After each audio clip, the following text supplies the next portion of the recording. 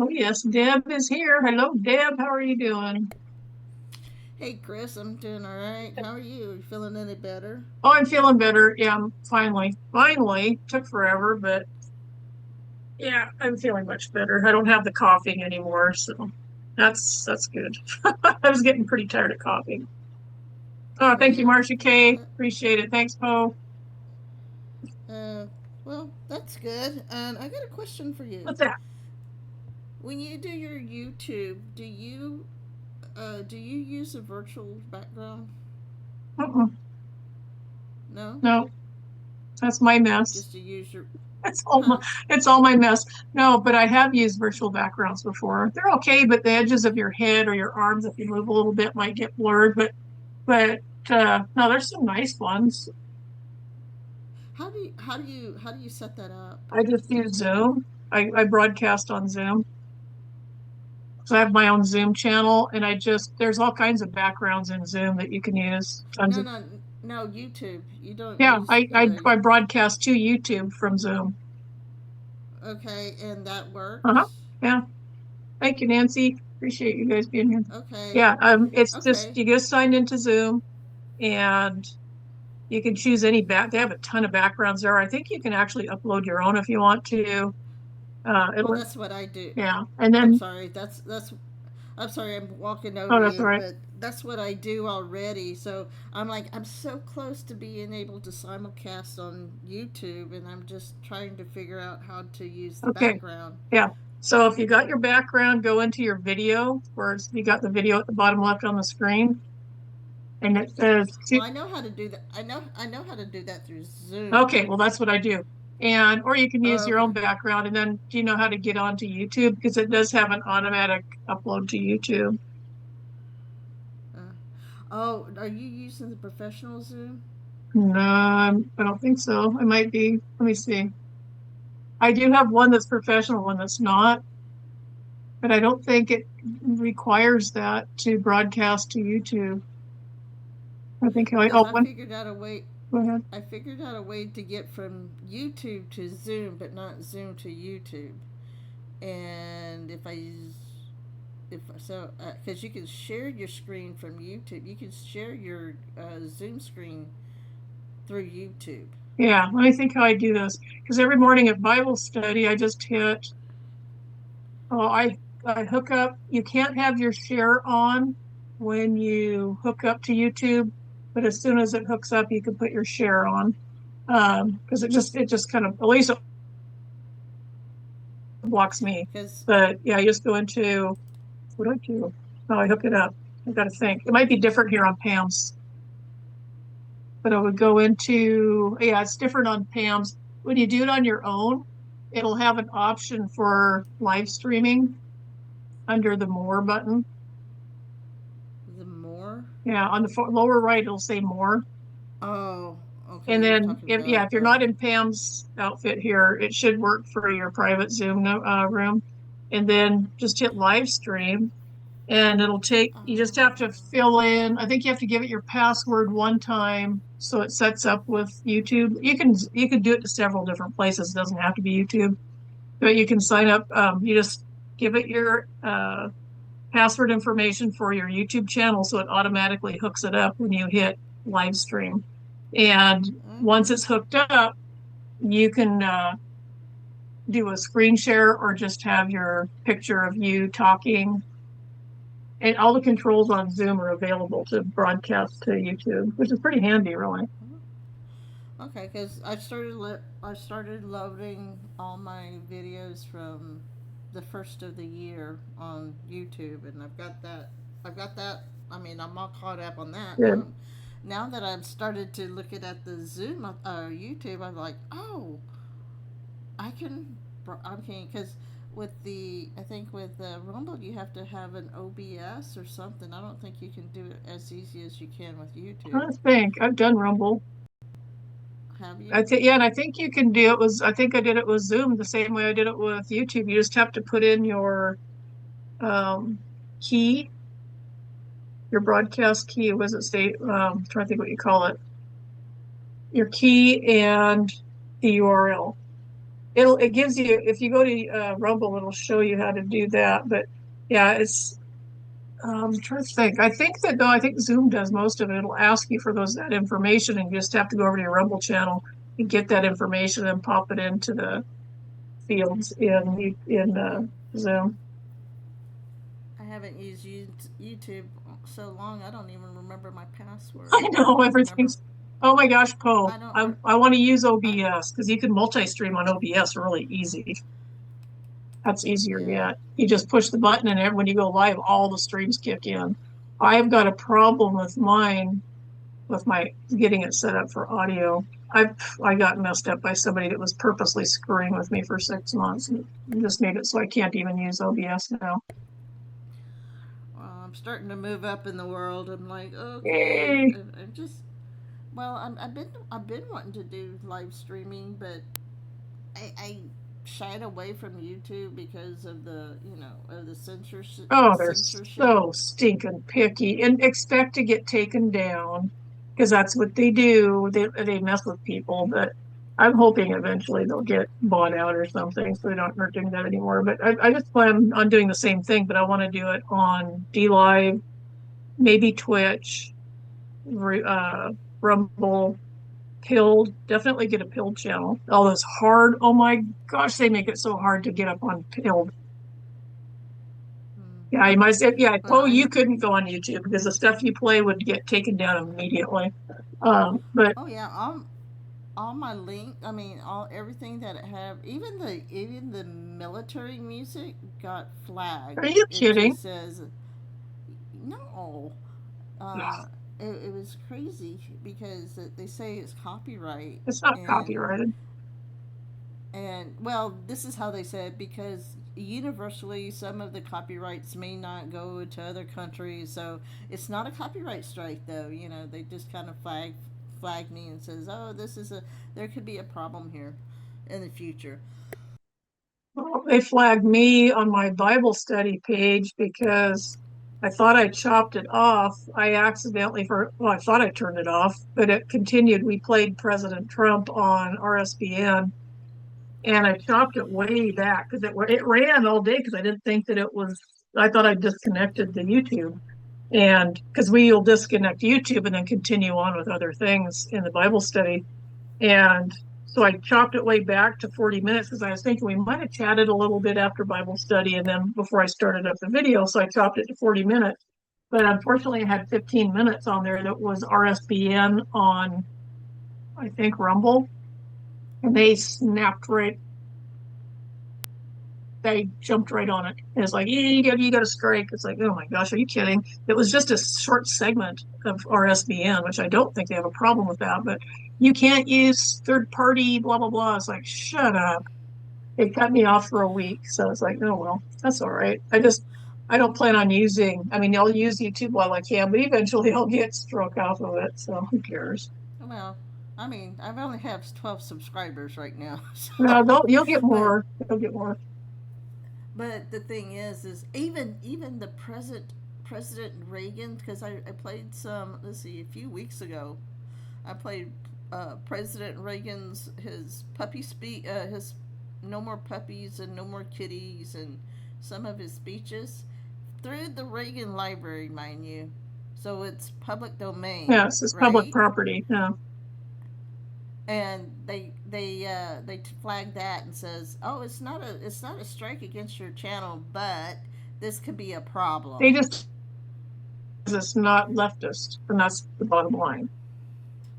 Because YouTube is chock full of DEI and leftists. And you're playing in their playground, so they sit there and make the rules, and sometimes they even break their own rules to cause problems, but that's just something to expect.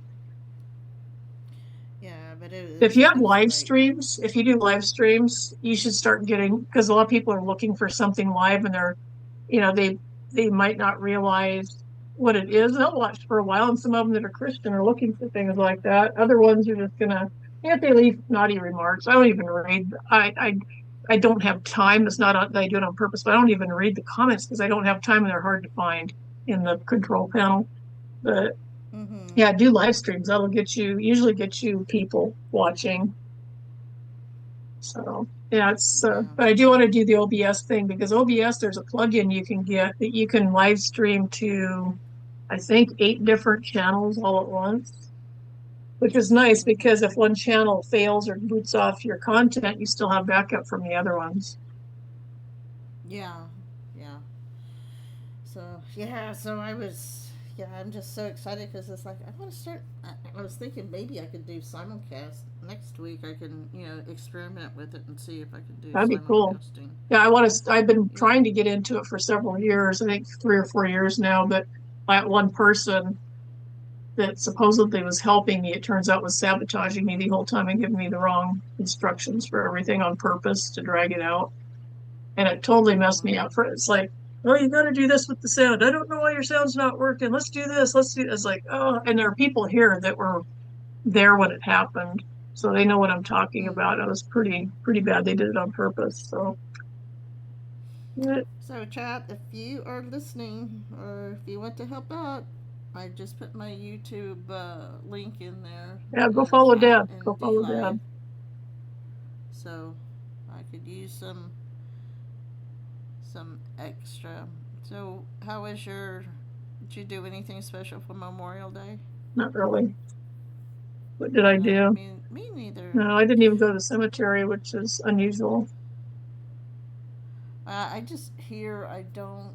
I mean, I know they have the wreath laying somewhere around here. I just don't know where. Yeah. But with this year, and it was hard this year because my brother-in-law Oh yeah. and No. I'm I'm thinking I actually did a special on I put a Memorial Day special, but Nice. what really irks me about his death is the timing of it, and his work and everything, and the timing of it. It's like he's not going to get to see. I mean, theologically speaking, yes, I know he gets to see you from heaven and everything, but he doesn't really get to he didn't get to see his work completed, Yeah. you know, and especially everything that's happening, they're starting to talk about the voter fraud, and Mm-hmm. now that it's been exposed about Biden's auto pin and things Yep. like that. So, Yeah. That's a shame he so didn't get to see that all that stuff coming out. yeah, But so things God, all but things happen for a reason. Yes, God's timing. That's I guess that's the one thing you can comfort yourself with because some people work with all their lives and then before they ever get to where they're going, it's like, oh, you yeah, gotta be kidding me. They didn't get to see it. yeah, But it's really just yeah, life's toils here. Nothing. I mean, it's kind of uh, busy work until we get to heaven anyway. So what we do here really isn't all that important in the grand scheme of things, even though it's important to us at the time. So I was thinking, you have a house, you have things you own, and there are things that you want to hang on to that are yours, that are maybe remembrances or sentimental things. But and it's like to you, they're the most precious things ever. But you get to heaven, and it's all just like a dollhouse with mud pies.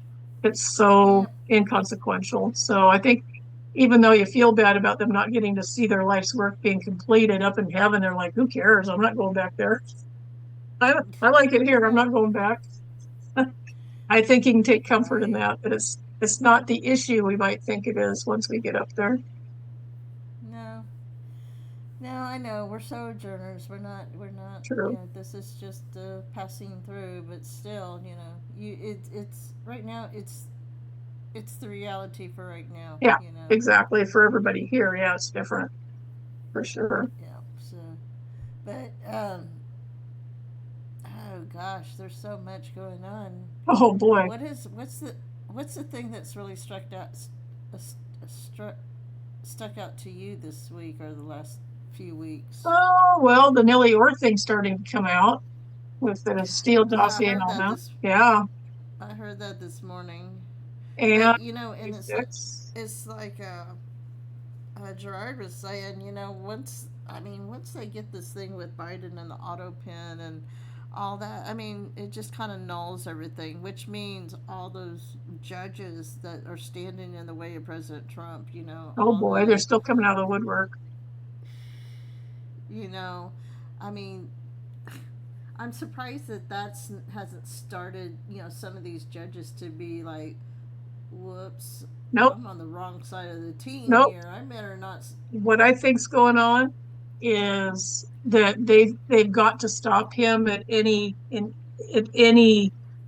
way possible.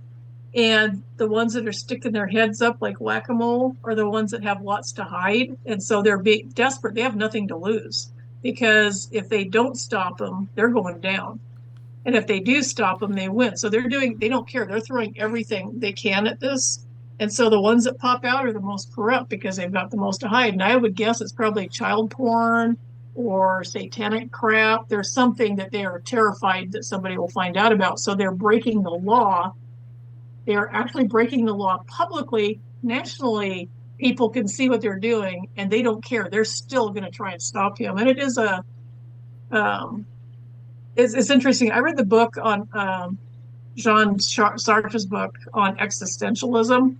I sat on the floor in the Bakersfield Library 25 years ago and read that book. I read the whole thing in one sitting, and it talked about how people that don't even know each other can work for the same goals and not realize it, and they will dedicate their entire lives and knowing that they will never finish in their lifetime, they will still work to get that goal forwarded. And I remember thinking about Hillary Clinton, reading that book and thinking about how that book so applied to what's going on with the leftists in this country.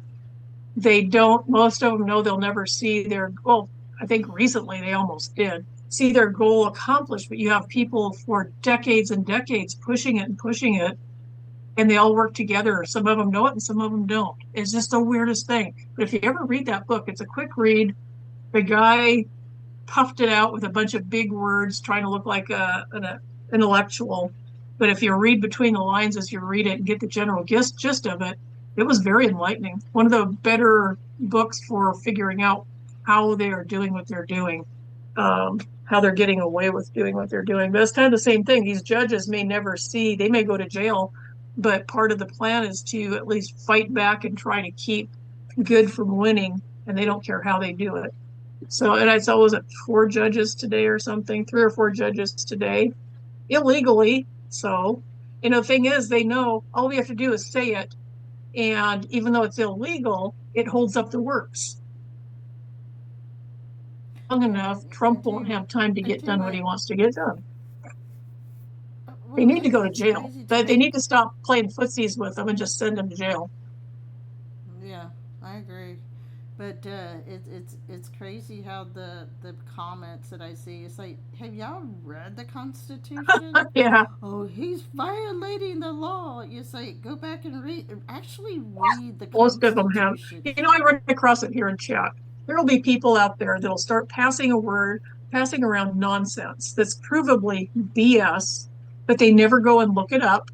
But they'll see it out there, and you'll have a little string of them all quoting, same stupid stuff or pushing the same lies, not realizing. I don't think they realize it. If they do, shame on them. But they're pushing this Jew hate stuff with false information. And none of them bother to go look, because every time they put it out there, I was like, oh, I got to go look that up and see what really happened, because I know they don't know what happened because they didn't go look. And so I go look it up. I'm like, oh, they are so off. And it's like, it just makes them look like fools because they're too lazy or incompetent to go look up the very claims they're making. And it's the same thing with these people. You see it, they'll just make claims, and either they're stupid or they're crafty, doing it to cause problems. It's crazy what's going on. The Bible said the evil would increase in the last days. So we're definitely in the last days, and the evil is definitely increasing, and strong delusion as well. Crazy strong delusion. It's amazing to see. I mean, it's sad, but also it's biblical. So it's not like God didn't warn us it was coming. Yeah. Bots are part of it. Well, Very well may be. That would not surprise me one single bit.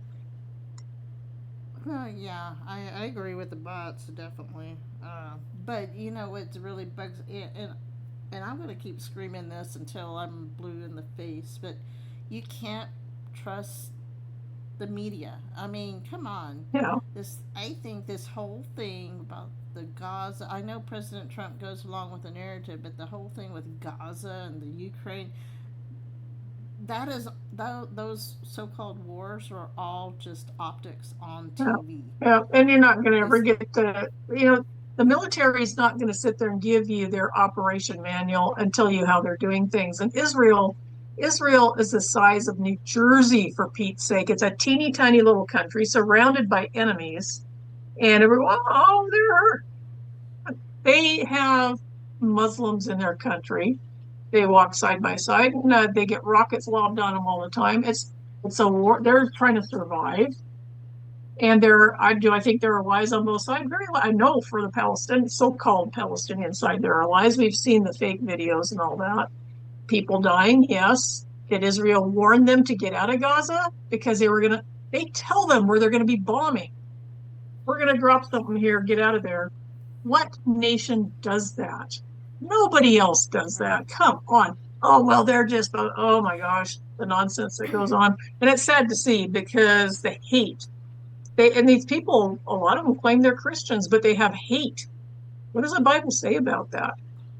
Yeah, it's definitely not of God. It's all demonic. Yeah. But the thing is if you go back and look at the Old Testament, everything that's I mean, of course, we already know that this was all prophesied way back when. Mm-hmm. But even in the Old Testament, when God gave the Israelites, now I'm talking about the Israelites from from the line of Abraham, Isaac, and Jacob. Okay, when He gave the land of Canaan to the Israelites, that's how we get the nation of Israel.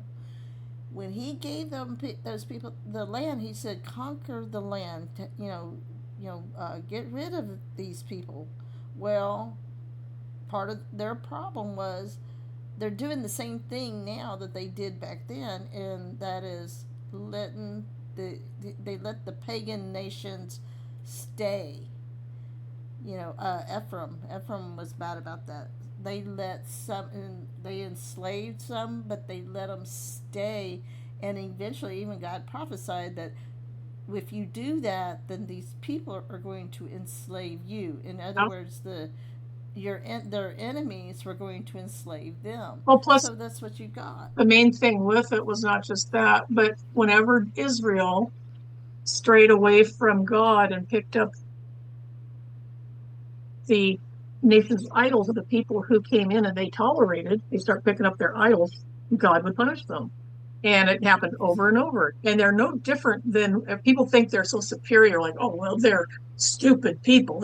No, we are no different. We are no different.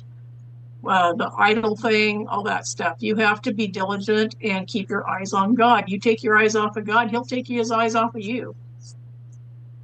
And He'll catch up with you eventually. So, Yep. yeah, the sad thing about that is the haters think they're Christian. I don't know, man.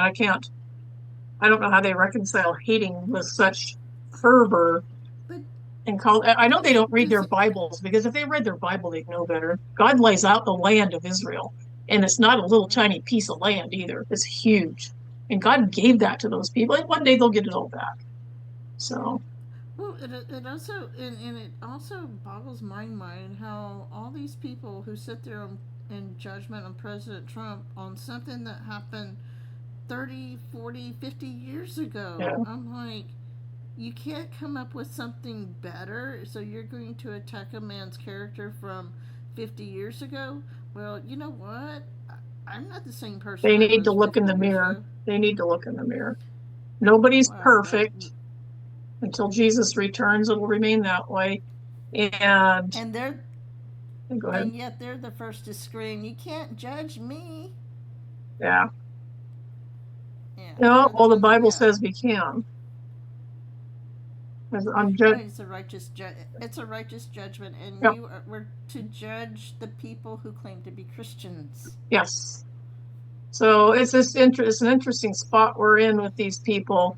And I feel bad for them because they're very self-righteous about things like that. And you can't tell them anything. You point something out in the Bible, they totally blow it off. And you can ask them if they read a Bible. Oh, yeah, yeah, yeah, I do. Well, they don't. They're lying about that. I've asked one point blank if they did, and they claim they did. But oh boy, they're pro Gaza and they're hating on Israel. It's like, really? Do you have any clue? It's like, oh my gosh, they're not reading their Bible or they'd know better. Oh, but it's not the land. It's Israel's not. Doesn't matter. God promised they would return to their land. Can a nation uh, be created in a day? It was. Israel got their land back in one day, and the 2,600-year prophecy. It was 2,600 years old. Isaac Newton did the math on it, figured it out. May 14th, 1948. Well, what nation happened on May 14th, 1948? Anybody? Anybody? Yeah, it was Israel. So when they sit there and say, "Oh, but the Rothschild," it doesn't matter who. It matters that it happened. That is God's land. He said he was going to do it. He did it. And there are people who flat out don't believe God himself. It blows my mind. It blows my mind. Well, it's that re- replacement theology that says that Yeah. because God allowed Israel to be conquered because of their straying away from what God It told happened them. over and over again, and That God still scooped them right back up when they turned back to him. Over and over Yeah, again that happened. exactly. And that's an example to show people that you're going to fall. Just turn back to me and we'll get back good again. And to sit there and think they're any better, no. The Bible says forever. You can read it in Psalms about Zion being forever Israel's. Over and over again, God states it in the Bible. And the replacement theologists, I just, they, they're the ones who are the worst haters. They think that, oh, Mm-hmm. we're stealing it from them, or the Israelites are stealing it from them. And it's like, oh my gosh, they're so far gone. They're so far gone on that stuff. I don't know, other than God reaching them through prayer, I just don't see how they'll come out of it because they're so deceived. Well, you Yes, got the Heidi, you're right.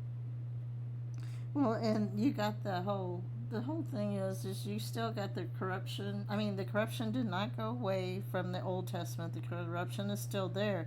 You just said if you're going to attack Israel, you better be careful of who you're attacking. Yeah. Which Israel are you attacking? Well, there there are bad people that run the country, duh.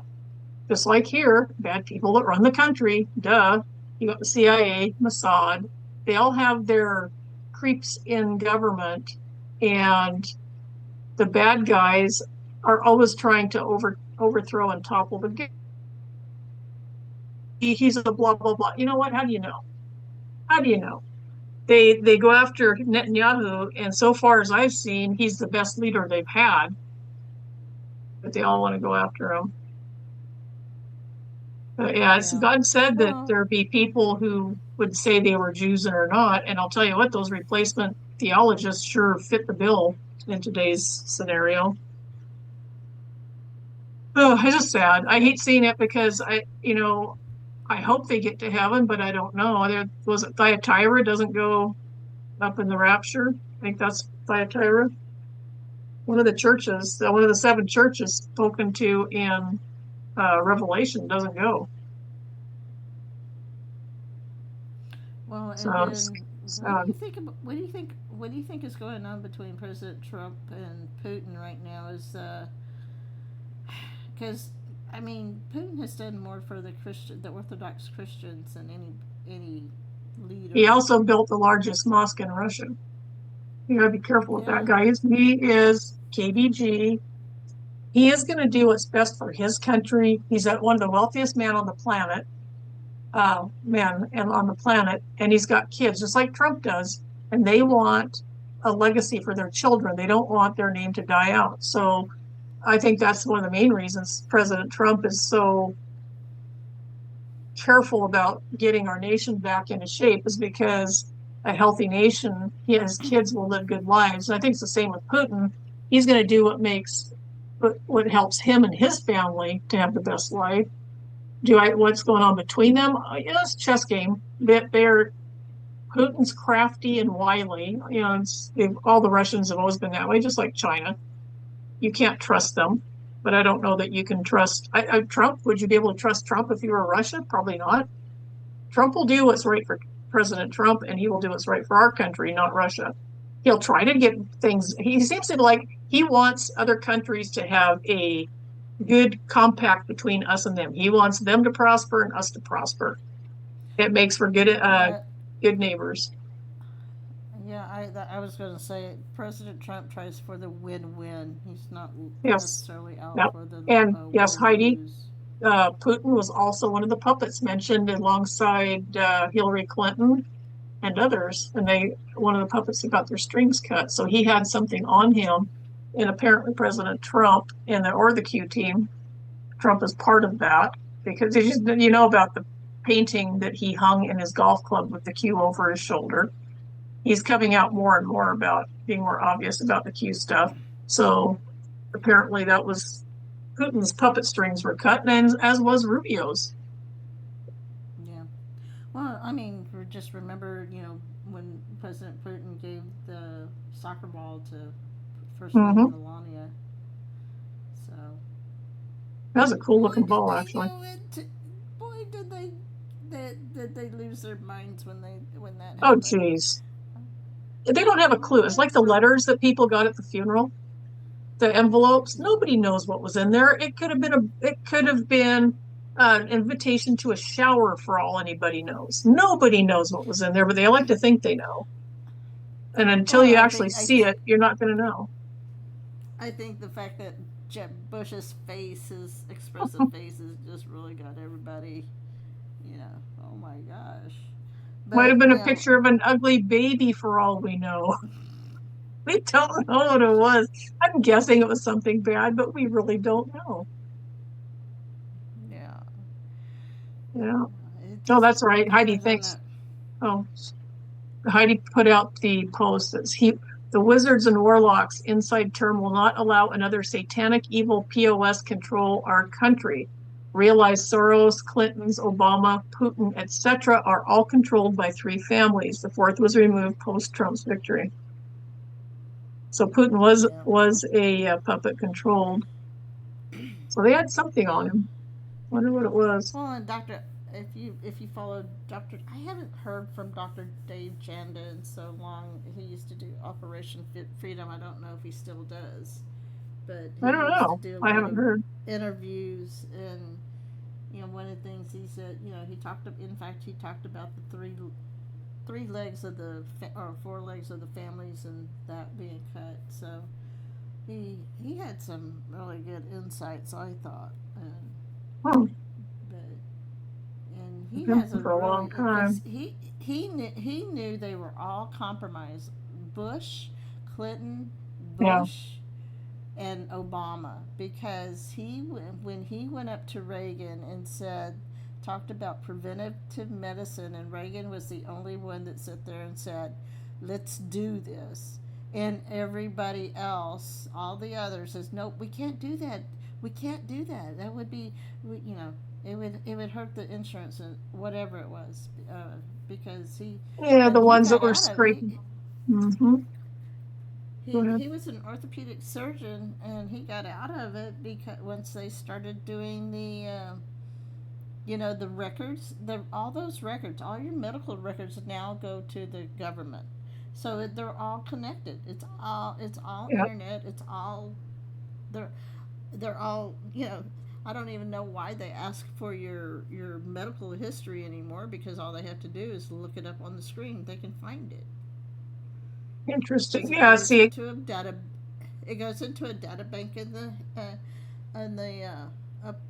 up to oh to wherever that they have it, over in DC or wherever they have it offline or offsite or whatever. hmm, I mean, that's like when my last mammogram I got, and they were talking about let's see, how did she put it? The nurse, she made a comment about how it's uh it's attached to the, I can't remember now because it's been so long. It's been about 10 years since I had my last one. And she talked about the nurse that did it. It's tied into the government. I can't remember how it's tied into the The government, government but has it no is. business in our health records. Last time I went to a dentist in town, they were trying to get all this information from me, and I gave them a fake name and a fake birth date. And they said, "Will you give us permission to link your dental information with the hospital?" I said, "Hell no. Are you kidding me?" And they tried to let you got to because of insurance. I said, I'm paying you cash. I'm not using insurance. I don't have dental insurance. Really made them mad. One of the gals there that took my information knew that that was a fake name, but she had to write it down because that's what I gave her. But it's like, are you kidding me? I don't want, that's like a fusion center. They want all that information in one spot. And I'm like, that's the worst thing. How dare they? That's my information. They have no business sharing that with anybody. They It's like probably when get you money go to for a it. new. That's like when you go to a new doctor and they're asking all these questions. Do you smoke? Do you have a gun in your house? Do you do this? Do you? Well, that's none of your business. Yeah. And that's a But government how thing. many? That's, hmm. But how many of us? I mean, at the time I was naive. I didn't think anything about it, and I went ahead and filled it out. I mean, are you Yeah, a lot of how's your people mental don't know. health? How's your mental health? Well, I'm here. I'm in the present for right now. I don't know about tomorrow. I may be in the future tomorrow. Well, if they can get you to say you got problems, then they'll keep you from getting a gun. That's why they're doing it. Just like Canada, well, King Charles talking about upping their laws on guns. They plan on taking those guns away, and once they do that, they'll watch out. There's going to be uh, culling. They're going to do ethnic cleansing up there. Wow. I hope they see it and get out while they still can. I hope. I hope this. I'm. It's like, can we please move on? Hey, I have to tell you this. You know, I've been watch. I start. You know, I don't. I've cut my cable, so I don't do cable. So, but I do. You know, have some. You know, some of these uh, streaming services, and so Hmm. I've kind of ran through some of the old TV shows I used to watch as a kid, and so I started watching Bull. I've never seen it before with Michael Weatherly, and in the fourth season, so they started in 2016. So this would have been in 2020, around 2020 or 2021. Their fourth season. They had this episode, and surprise, surprise, it was an episode about a judge, a federal judge that got arrested by the feds for leading a suspect, keeping a suspect that the feds had a warrant, and she led this uh, this uh, I don't know how to put it, but the suspect out the back door of her chambers. Ah, really? You want to guess what the name of this federal judge that was arrested was called? What? Dugan. Talk Oh my about your gosh. predictive Pre- programming. I was just going to say predictive programming. There's no coincidences. So what does that tell you? Makes you wonder when Q was saying that we're watching a movie, how much of this is Mm. scripted? How much, makes me wonder now what if those judges are doing that to entice other judges to come out? What if it's all fake and they're trying to get other judges to do the same thing so they can pick them off? I don't Because know. they do need to know who they are. I just Hmm. know I'm getting bored with the movie. I've been bored for the I know, I'm last kind of several tired. months. I ran out of popcorn. It's not carnivore. Yeah. Oh my I goodness. started. I mean, hey, I will be one of the first to say, okay, we got to do this right. We need to do it right. We need the backing of the people. You know, Yeah. President Trump. Unfortunately, what we got to get rid of, and I'm screaming this one too. We got to stop with the public opinion. We got to stop with the court of a public opinion. I This agree. is one reason why our nation is such a big fat mess. You know, we were talking about it. We started to mention. I know you weren't feeling good, but I started to mention we need to clean up the voter rolls, get rid of the media, and when I say that, make them start telling the truth from now on. And there was one other thing that we need to do. Now I can't remember. Oh, the election. The election. Yes. Yep. That needs cleaned up. And I If think we that's can going to get rid happen. of. I'm hearing more and more of that rumblings about the election stuff. Well, if they can prove that 2020 to 2000 or the election of 2020 was was was fraudulent, the whole election was Oh yeah. fraudulent. You think about the repercussions. I mean, um, people have been saying that we're going to have special elections, because a lot of Congress, probably our 118th Congress will be null and void. Well, I believe that. Yeah, apparently Mike Lindell's going to court over this type thing. Oh, I'm losing my voice. But supposedly he's apparently going to court over that Who? election 2020. So we'll see what happens. Mike Lindell's going back to court. I guess so, yeah. Hmm. Well, I don't know. And oh yeah, Elon stepped down today. This was his last day Yeah, from he had Doge. 120 days to do his thing, and then Congress wanders off into the weeds and forgets to come back and do anything about it. A bunch of the scumbags well, it outed the scumbags, didn't it? The ones that didn't vote for that. We know who they are. They need to go. They need to be in jail, actually. But they probably got in through vote fraud. If it comes out that they all got in through vote fraud, their votes didn't matter anyway, did it? Mm-hmm. Yeah, but well, it's gonna be. Oh man, like I said, I'm tired, tired. And I we're all want. getting worn down from it, and I think that's part of the why they do it. It's just, It's definitely. I think it's definitely battle fatigue because yeah, it is. some of us have been doing this longer. There are people starting to wake up. I'm seeing more and more. And one of the people I follow on Facebook, they're putting out stuff that others are putting out, and I'm like, I already knew this. I tried to tell you this 5 years ago, and y'all wouldn't listen. Especially with the COVID stuff. Yeah, Especially with the COVID stuff starting to come back out. And now that they've taken the vaccines off the regular schedule for the kids, as far as I finally, know, my thank daughter did. God. Yes. As far as I know, my daughter didn't get my grandson with a COVID shot. I mean, that was one of the things I know we talked about it, and uh, California didn't make him get those shots. So the schools that he was at,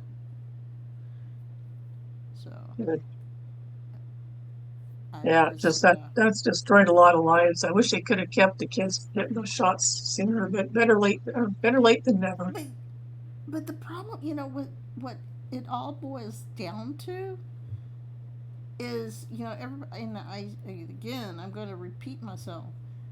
Everybody wants to blame President Trump for all that, but no, you need to blame yourself. You were the one that used so much panic. You wouldn't Yeah, listen to him when he tried to warn you. You you listened to can't. the Yeah, media, you can't blame it on him and because if you could, then everybody would have got the shot, but not everybody got the shot. So you blame it on yourself. You right, made the choice to take it. and That's on you. how many people chose to leave their jobs instead of taking the shot or Yeah. wearing the mask. You know, how many people, look at the military, how many people, I mean, now they're giving, I think they're giving them back pay too for that too. Yeah. I Yeah. actually knew somebody, I actually met a man who, he said he went ahead and took early retirement because he said I just didn't feel right in my spirit that this was right, this shot was My right. sister, she was And in the National Guard for years and she said, nope, no way. And she quit. yeah, So there are some people that refuse to do it, thank goodness. yeah, and then you have Tina Peters. Of course, that was on the Yeah. voter stuff, and I mean, the stuff that they did. I mean, if it was such a great thing, and again, if it was such a great thing, why did people have to be bribed to take it? Yep. Get a And hamburger I if you mean, get the shot. yeah, or we'll put you in the lottery for $1 million. You'd really think that that lottery wasn't going to be rigged for Yeah. someone? Yep. It just Stupid stuff. no. I just get fresh in. Again, and warp speed was not just about the shot. I mean, this is what I believe. This is what I understand is the shots that came out first were the President Trump shots were the safe ones, and that makes me wonder if they lied about Johnson and Johnson, if Johnson wasn't the hydroxychloroquine shot. I don't know. There's sure a lot of cancer popping up all of a sudden. But Crazy. did they take did they take the Johnson and Johnson? Because I remember President Trump's demeanor when Pfizer got the first, because he was he gave that incentive to get the first shots out, and Pfizer was, and if you go back and pay attention to his demeanor when that was announced, he was not a happy Yeah. camper. Yeah. He was And not he happy told that people, Pfizer. well, Yeah, but he Pfizer's Bill also told people. Gates. Yeah, but he told people, even Barron. I remember he said there. Oh, Barron's fine. He got sick, but he's fine. He's a healthy young man. He's fine. He was trying to tell the Yep. parents, you don't have to do this for your kids. He tried. That's what gets me is he tried, and everybody was so busy, so afraid. We're gonna kill Grandma. Yeah, well, it was That all they had the media to spread their lies and make Trump look bad. And you look at he told people about the HCQ. He told people about the alternative methods. He told them about ivermectin and all that stuff. And something else. I'm trying to think what it was. They say about drinking bleach. They're so stupid. They're not stupid. They did that on purpose. And it's pretty obvious the guy would never say something like that. Nobody would say something like that. But well, they tried to he was brand him with it. well, and he tried to tell people to go out and get out in the sun. But remember Yep. was it the luminol, the light or whatever, Yes, the the light therapy, fluorescent which light. is, yeah. And what do you know? It's for real. But yeah, he knew Yeah. about it. Other people, they just wanted to mock him because the reason they mocked him is because they got paid to mock him because it would keep people from getting the shot when they found out they weren't getting sick or they were getting better from the COVID stuff. Yeah, Yeah, I had one of the I partners said the even whole showed psyop they this. did was just absolutely disgusting. Well, one of the partners of the investment firm I worked for, he put this thing on what was it? Was it MD Anderson in Houston? They did this whole experiment about sneezing and how mask keeps you from sneezing on other people. It's like, yeah, it makes you just breathe in your own snot. It's Yeah. like, Yeah, and you're supposed to change them every 20 minutes. A lot of them didn't know that. oh, well, Yeah, and these then I even mean, how many doctors people? don't wear more than 20 minutes because they get contaminated by the bacteria in your lungs. It's so Well, how many stupid. people? Well, I mean, it's kind of like prior to COVID. Prior to COVID, how many people would go into a doctor's office and not wear a mask? The doctor didn't wear a mask. Now all of a sudden, everybody's wearing a mask And when even you go to the doctor. Fauci admitted that the masks were largely symbolic, is what the word he used. He said that, well, masks don't really work. They're largely symbolic. And I thought, symbolic of what, you hack? That's what he called them, largely symbolic. Well, you talk about Fauci and I know I say can't remember which show it was or uh, they were talking about Fauci being the preemptive pardon from 2014. Does that mean we could? So if he was, I mean, I know the pardons aren't real because of the auto pen, but let's say for the sake of argument it was real. Does that mean we could probably get him on the fraud for since he created the HIV? That I was would prior think to so, but 2014. somebody brought up if the AutoPen stuff, if these pardons were done with AutoPen, which apparently most of them were, if not all of them, then they're no good anyway. And pardons only protect you from federal crime, not civil. Or So, state even. yeah, yeah, not state. You can't. So, either way, he's going down. Pig's going down. They're all going down. I mean, Yeah, come on. I just I just wish they would get out the information faster and get it over with. yeah. It's just, I mean, we waited so long. I mean, it's like, well, we've waited 8 years, 7 or 8 years, some of us many, many years longer than that. But it's frustrating when you know it's right there and everybody sees it. How come you're not doing things? But there's things they have to do to get things. There are steps they have to take and people they have to talk to and documents. Excuse me, they're talking about all these people in the FBI destroying files, but they waited a long time to do it.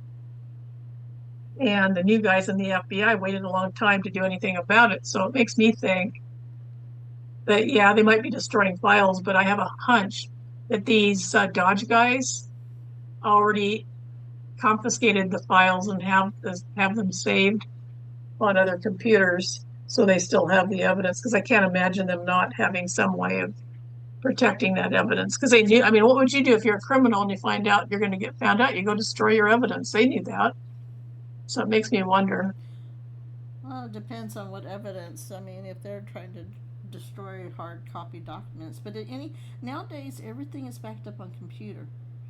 Yep. So And if you got yeah, computer evidence, it's out there. yep. It's floating.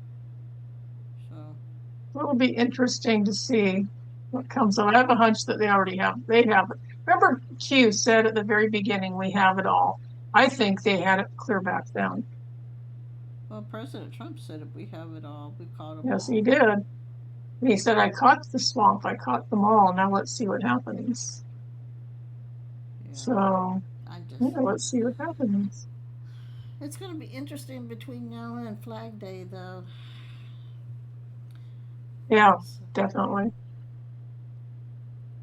because it's going to because it, I'm because it is he did have it for this year. Well, this is the 250th for our armed services like the Marines, Army, and Navy. So Hmm. so so this is their 250th year. So 1776 Yeah, isn't that amazing? I think it's amazing. or Whew, 1775, 1776 or 1775. 76, 1776. Yep. That's, never thought we'd get that far. Anyway, I've been talking to you for an hour already. Can't believe it. Yay! Woohoo. That's been Thanks. fun, but I gotta go to bed. I've had a rough day today. Had a rough day. uh, Oh, I've got I've got 6 more days and we get out for summer. I'm like, oh my gosh. oh, yay. Good for you. Yeah. Very nice. So, Bet you're excited. yeah, but I definitely I like working part time. It's just like I said, I've said it before. I like working part time. My pocketbook doesn't though. Yeah, that's a problem. Yeah. So I'm gonna let you just go. okay. Um, yeah, you have a good show. Thank you everybody for tuning in. Uh, but I'm gonna toddle off to bed. I'm pooped out. And yeah, have a great show, Deb. I'll be tuning in on my computer till I fall asleep. So, Okay. Well, yeah, get good some night. rest. Thank you. Good night. All right. Good night. Bye. All right, everybody. This is on Prayer 65, seen on and heard on Patriots Soapbox. Thursday mornings, 2 a.m. to 5 a.m. Eastern. Adjust for your time zone. And then on Thursday, this is Thursday. I haven't quite made Thursday yet. It's still 5 minutes till Thursday. Anyway, but and you can also see me and hear me on Saturday evening, 7 p.m. to 9 p.m. Eastern. Again, adjust for your time zone. So, I got a question for you.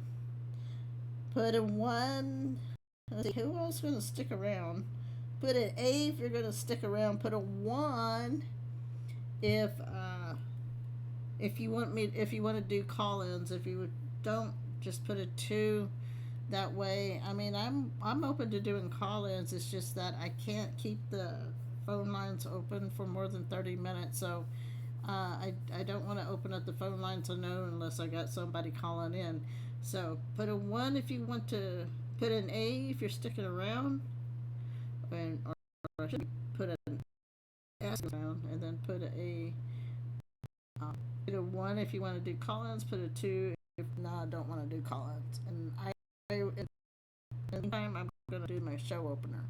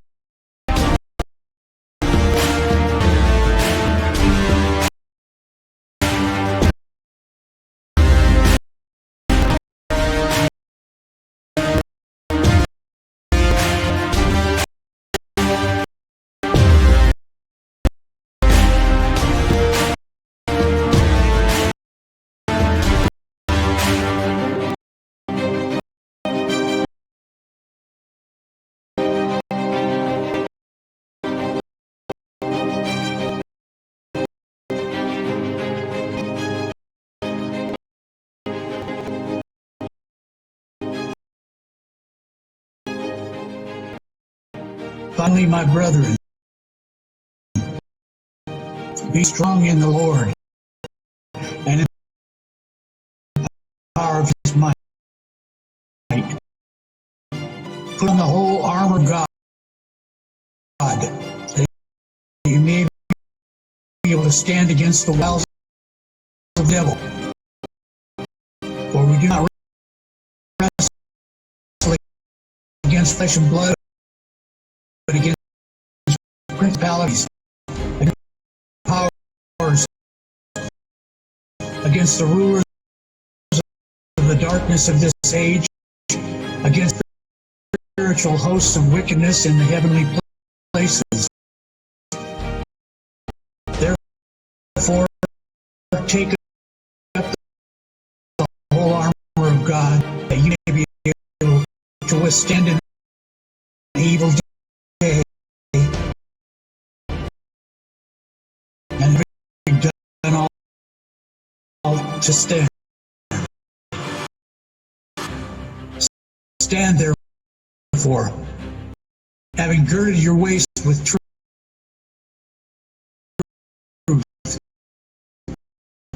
having put on the breastplate of righteousness, having shod your feet with preparation of the gospel of peace, Above all,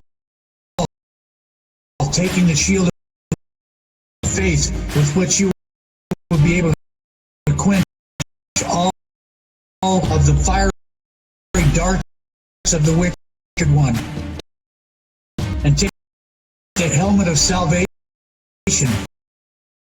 and the sword of the Spirit, which is the Word of God, praying always with prayer and supplication in the Spirit, being watchful to this end with all the perseverance and supplication for all the saints, and for me, that utterance may be given to me, that I may open my mouth boldly to make known the mystery of the gospel, for which I am an ambassador in chains, and willfully so, that in it may, as I have to speak. Amen. Wisdom and understanding we come to mind knowledge of fear of the Lord. And accordingly, not to with life. It's like here's the fear. When I understand, when you work in the economy, no good for guys. I have your president, supernatural strength, chuckle story, and cool sound. Big goals and peace. It's all the first, mental heart and station. And then we all voices and influence not from God. Be truth and peace surrounding the house. I'm ready to the research servers. Only you will be and open the future from us. This is me. The strength and courage, perfect, must about this rather than fuck up, I see the present. From us, I have a hungry, only about heart, soul, mind, and spirit, and last, and will. And the working, and you go forward, giant glory. And choosing them, my hands. Okay, let's see.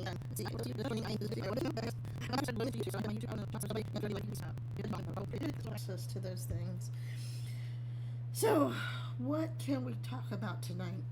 I do want to share one thing that I think is getting really overlooked out of the, and I came across this. I can't remember where I saw it or how I saw it, but this gruesome Newsom and the stupidity with the girls and the boys and the girls sports. But here's something. This comes out of the U.S. Attorney's Office in the Central District of California. So this is an official site.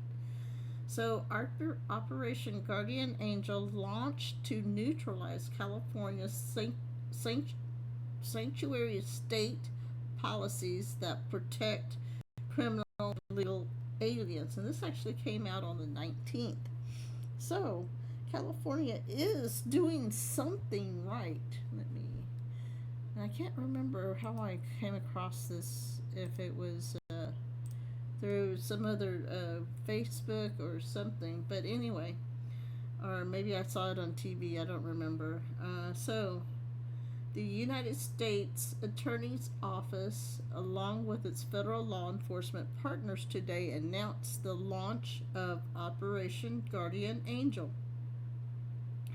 a program that seeks to neutralize California's sanctuary state policy and protect Americans from criminal, illegal aliens incarcerated in county jails by issuing federal arrest warrants for them.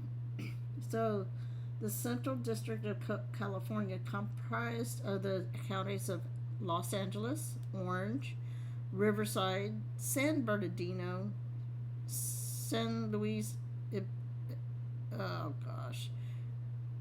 Obispo, Santa Barbara, and Ventura, is home to an estimated 1.5 million or 1.5 million illegal aliens. Among this population are gang members and other dangerous felons. The operation will file complaints and arrest warrants to allow federal law enforcement to take as many defendants as possible into custody from state jails. So the program, which began May the 10th, has resulted in the arrest of 13 defendants as of May 15th. So in 5-day period. That's almost what? That's almost 3 a day. So those numbers are expected to grow.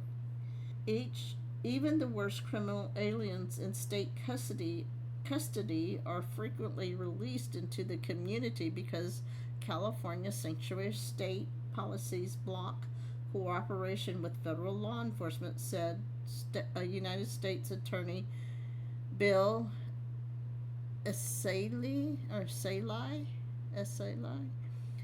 The laws effectively render federal immigration detainers meaningless. The days of giving illegal aliens a free pass are over. While California may be presently disregarding detainers, it cannot ignore federal arrest warrants. The danger of the community of state protection of criminal illegal aliens cannot be starker. In February 2025, Jose Christian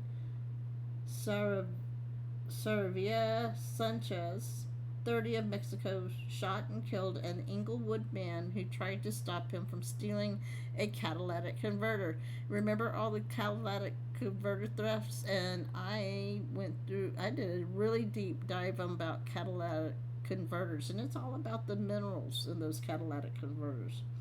So despite the fact that he was an illegal alien who had been convicted of vehicle theft, was removed from the United States in 2013 and had been arrested 11 times. 11 times between June 2022 and August of 2024. Local law enforcement was prevented by state law from complying with an immigration detainer request. The goal of Operation Guardian Angel is to neutralize, as far as possible, California's sanctuary state policy and make our community safer.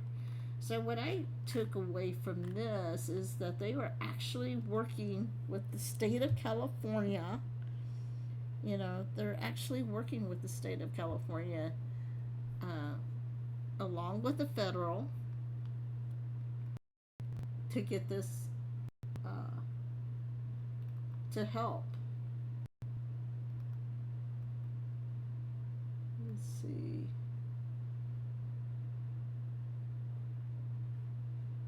see. Federal prosecutors charged 34 defendants this week with being illegal aliens found in the United States following removal. And then prosecutors and CDCA charged 45 defendants with being illegal aliens in U.S. following removal, which is 3,755% increase from previous year. Okay, these are all old press releases, but anyway. So what do you think about that, chat? Are we making progress or what? This is definitely a way to get around the illegal alien information.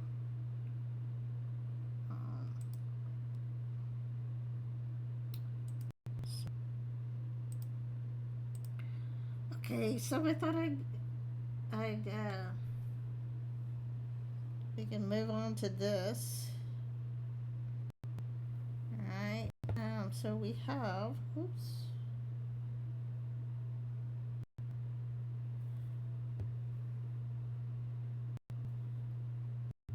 see. So this is Malta Masonry and the CIA. Okay, this is an article from November 2015, but I thought it would be interesting to share. I can't remember I can't remember where or saw or what led me to this, but I just thought it was interesting. Because we talk about how the corruption in our deep state has been for decades and even centuries, and I thought I would share this video.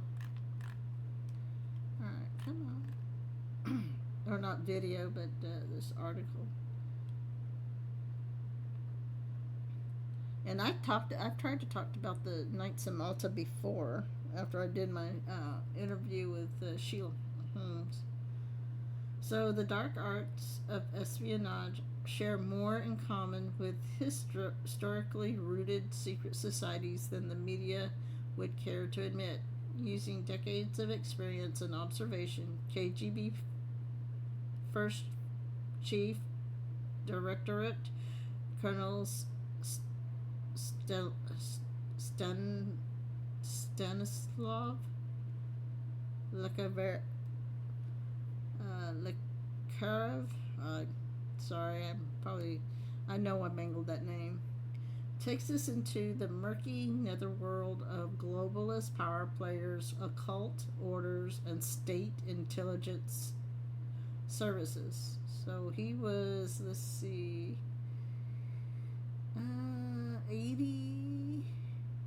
75 years old when he passed.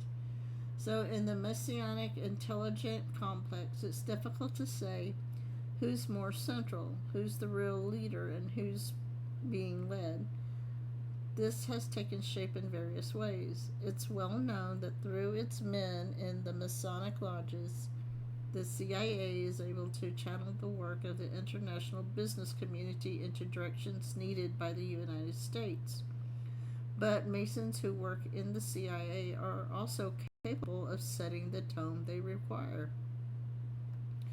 In any case, Messianic techniques have been adopted in the CIA, MI6, the BND, and Mossad, with all conditions equal, being during officer selection preference is given to Freemasons. That's Masonic lodges serve not only as a personal reservoir, but as their own type of guarantor of a given officer's reliability. In contemporary conditions, the setting out of agents of influence and the use of blackmail, bribery, intimidation, and defamation of one's enemies have entered soundly into the arsenal of these kindred organizations. Consequently, the leadership of the Masonic lodges and NATO intelligence services were spliced together. A classic example of this is the founder of the CIA, Allen Dulles. I didn't know that. Having become the director of the CIA, he would remain a Mason until the end of his life.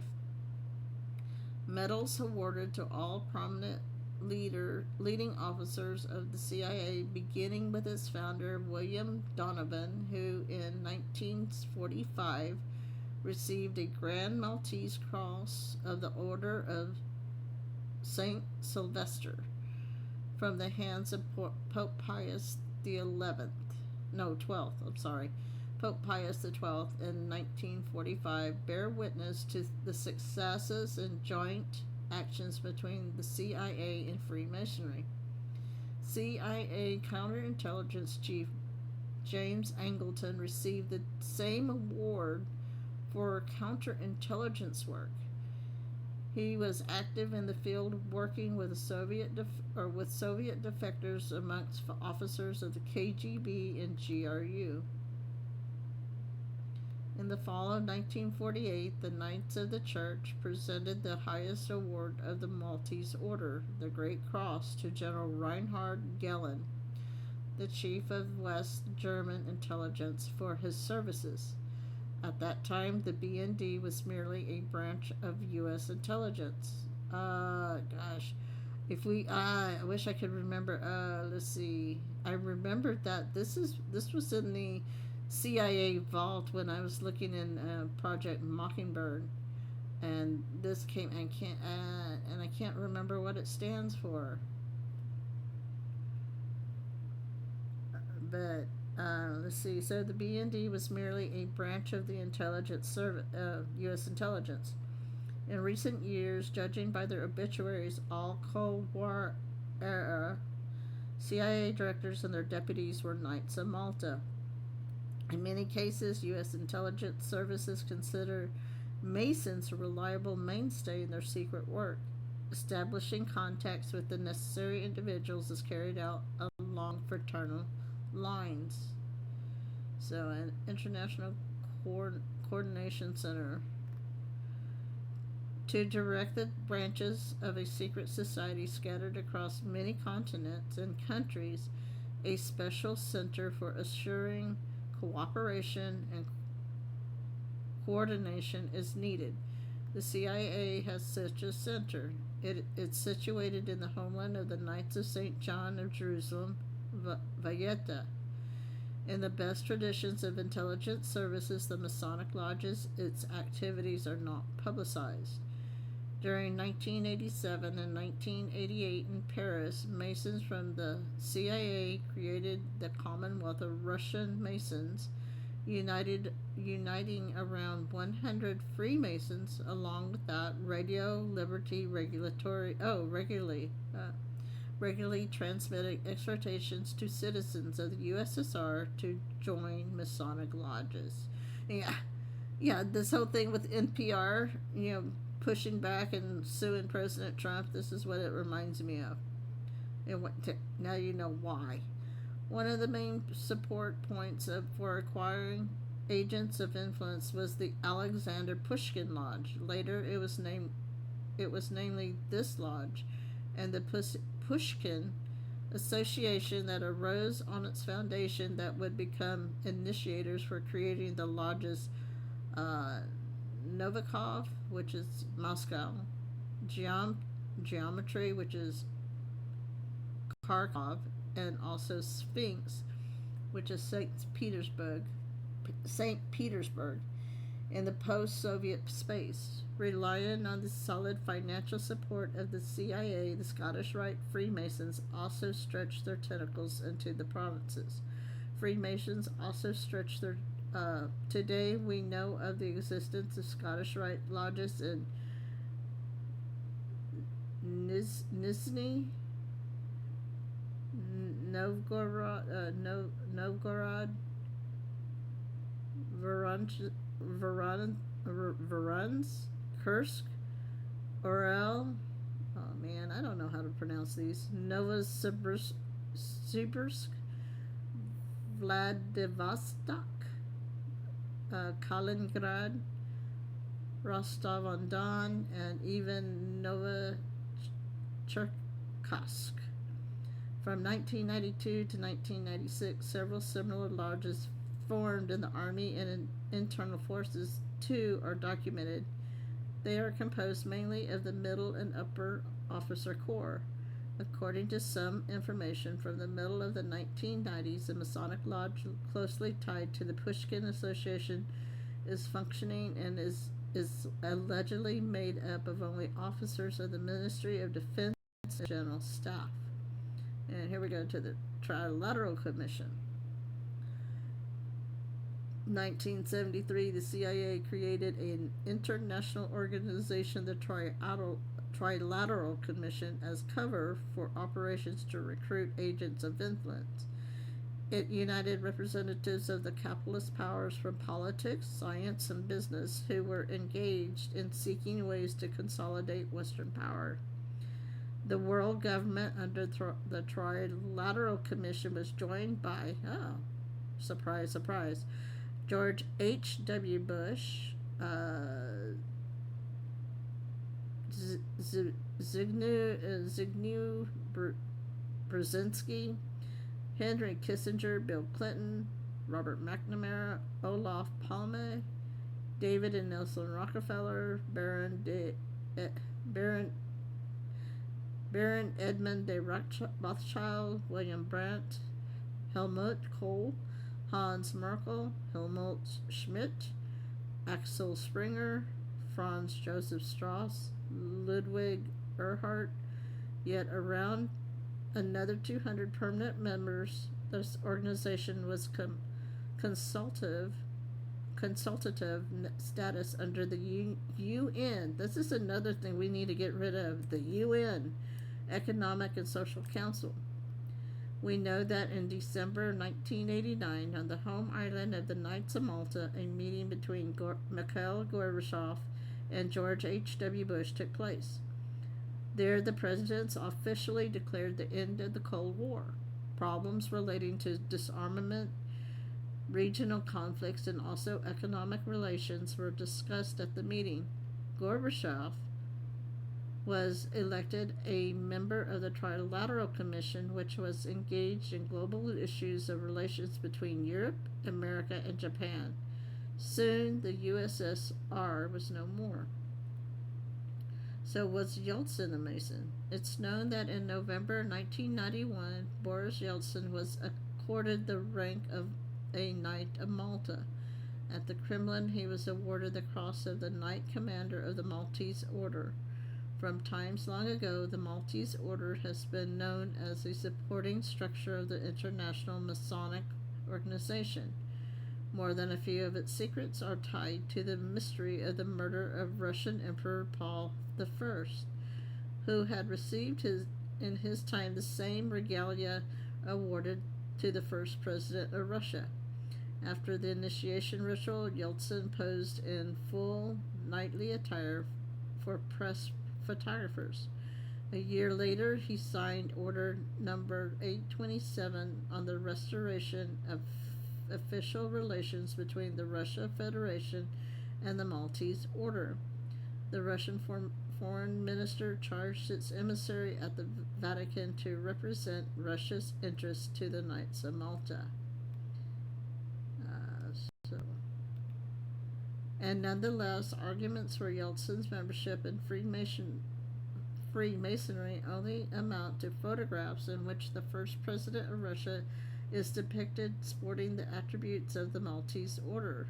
But first of all, this is a knightly organization that maintains official relations with Russia and formally has no relation to Masonry. Second, these medals were awarded to Boris Nikolaevich, but by quite an extravagant personality. Zuna Devitashvili, who has also called herself a Colonel General of the Astral Forces. Oh, here we get into the astral projection.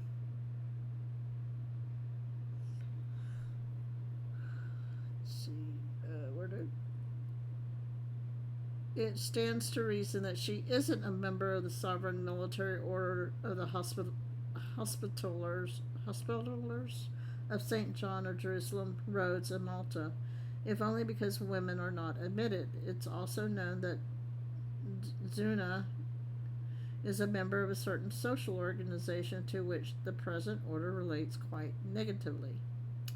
After the Yeltsin regime's establishment of the official relations with the Maltese Order, a branch of Catholic Knights of Malta appeared in St. Petersburg. It was founded by V. Feckless, plenipotentiary of the World Parliament of the Knightly Maltese Order. Aside from the Catholic Maltese Order, an Orthodox Maltese Order became active. Founded by Archbishop Makarios, the order is directed from London and enjoys the financial support of rich Greek Masons in the United States. The method of doubling in intelligence practice is a usual phenomenon, as is the counterintelligence technique by which a suspect is alternatively interrogated by a good cop and a bad cop. And those are in quotes.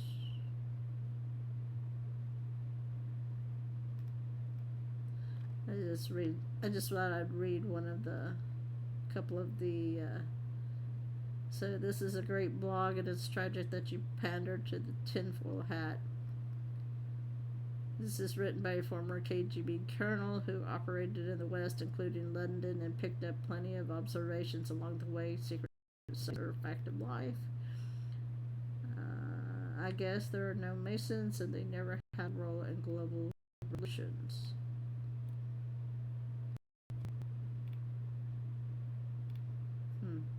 Interesting. Okay. I didn't have a lot to do tonight, so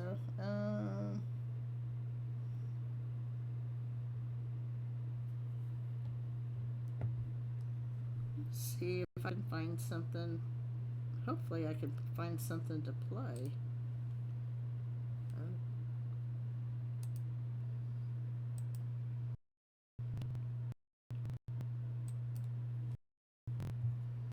In our lives is in Australia. Yes, Kamala Harris reportedly earned hundreds of thousands of dollars to speak at a real estate conference on the Gold Coast. I'm serious. She was headlining with other serious world figures like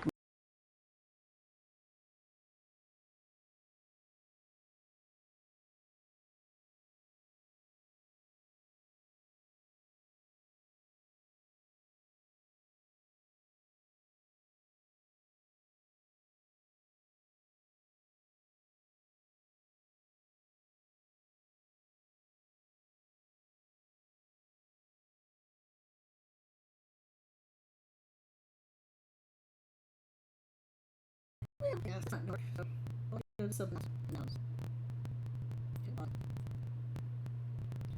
Put everything down, it starts working right. Okay. So, let me.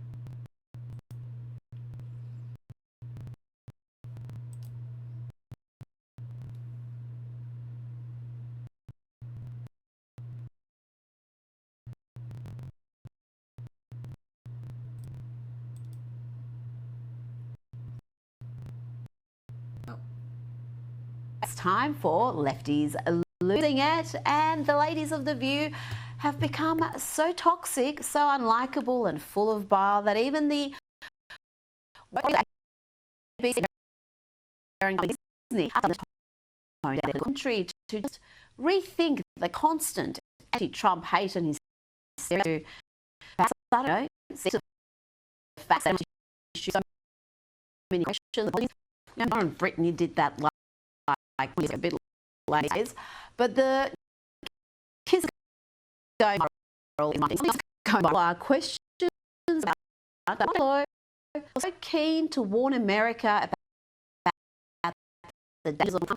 Imagine sitting there and listening to that much money back. Now I see Kamala Harris's visit down under news in Merrifield. She appeared at a real estate conference.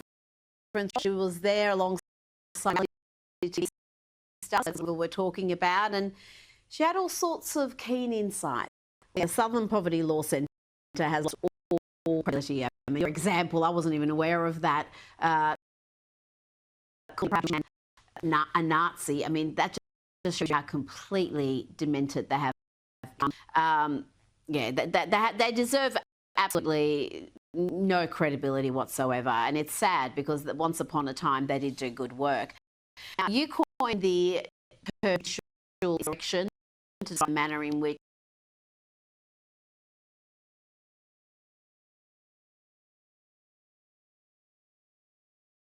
That wasn't as going to be as long as so I can just help with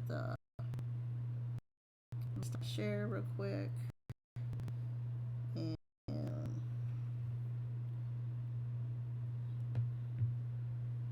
good evening and welcome to Losing It. oh, that's an older one. Okay, come on.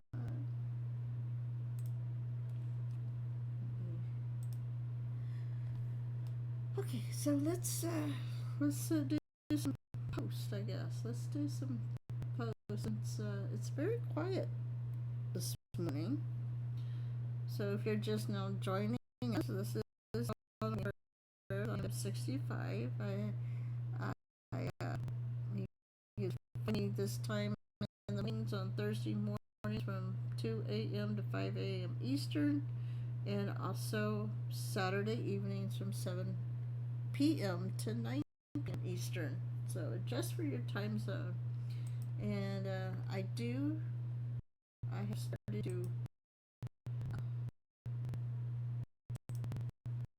have started to. What did I start to do? Alright, let's see. Let's find deltas. Yesterday, deltas, which would be May the 28th. Let's see, how many deltas? We got 12. So let's see what we got. Let's see. So we have a Newsweek article. Oh, talking about coronavirus. This was back in May of 2020.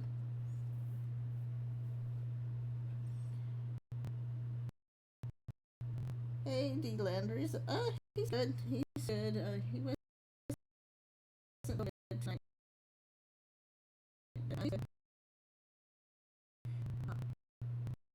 So, anyway, this article from Newsweek ending the coronavirus emergency with 850 deaths.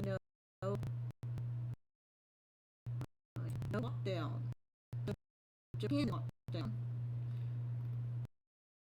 And come on. There was spokesperson Japanese and see. I hate when there's a blocker right here. It looks like it might be told Newsweek the country would continue to monitor. Here we go.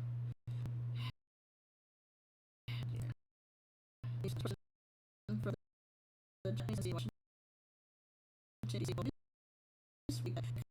country would continue to monitor the spread of what? Oh, don't like these ads. Don't you love it? Anyway, yeah, I'm going to get out of there in a minute. So it's changing from moment to moment and is challenging confidently. However, Japan is carefully considered its restrictions on international travel, partially and actually key to contain C-19, the spokesperson explained in an email. While Japan never implemented stringent lockdowns like those in parts of China, many European countries, the U.S., it barred foreign travelers who had recently visited many hard-hit countries and urged residents to adhere to social distancing guidelines. Restaurants and shops were also required to close earlier than normal. Karaoke bars, venues, and gyms were shuttered and will remain closed in the coming weeks. Public health officials in Japan have warned the population to wear masks, but the thing is, Japan would wear masks anyway in public and continue to work. The Japanese government has asked the population to adapt to a new lifestyle. This is what they wanted. They wanted us to accept a new lifestyle. I tell you what, you know what a new lifestyle is? It's changing your diet, or a new lifestyle is adjusting to a death in the family. So a new lifestyle to avoid a tick, in new cases, prevent the spread of the virus. People have been encouraged to do traveling for non-essential purposes. It is unclear why Japan has a low infection rate to this virus. Abe has faced criticism for particular action to curb the virus's spread, as many other nations implemented gun control. Who has the most gun-related incident? Those with more stringent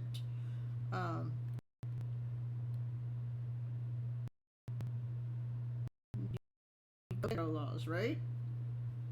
It's interesting. You don't have any instances for like constitutional carry laws.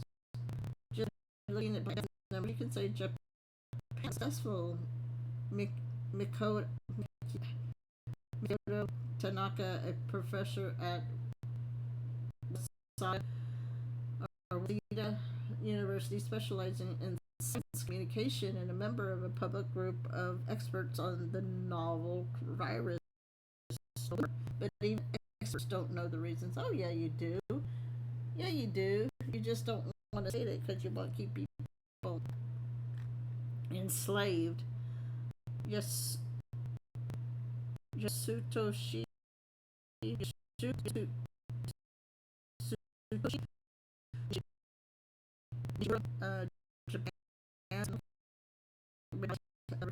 said that the situation with the virus was reviewed every 3 weeks. Every 3 weeks.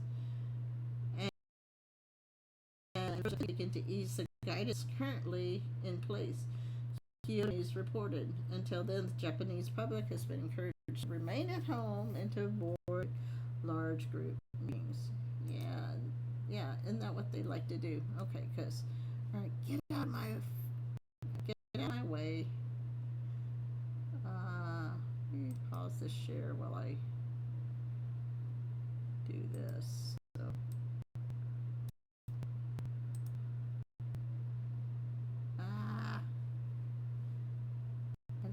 I wish I knew how to get rid of that.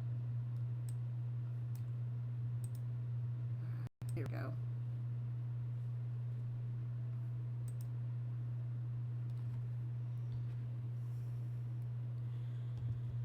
So, United States versus Japan, reconcile, critical thinking. Alright, so expanding on the last drop, here's a Forbes. Here's a Forbes article from 2020. Americans are very debating. I don't want to do that. Debating the merits of continuing to lock down the U.S. economy to prevent this statistic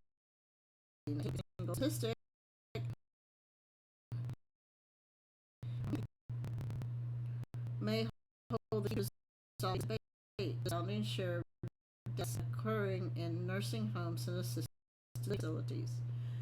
2.1 million Americans representing 0.62% of the U.S. population in nursing homes and assisted living facilities.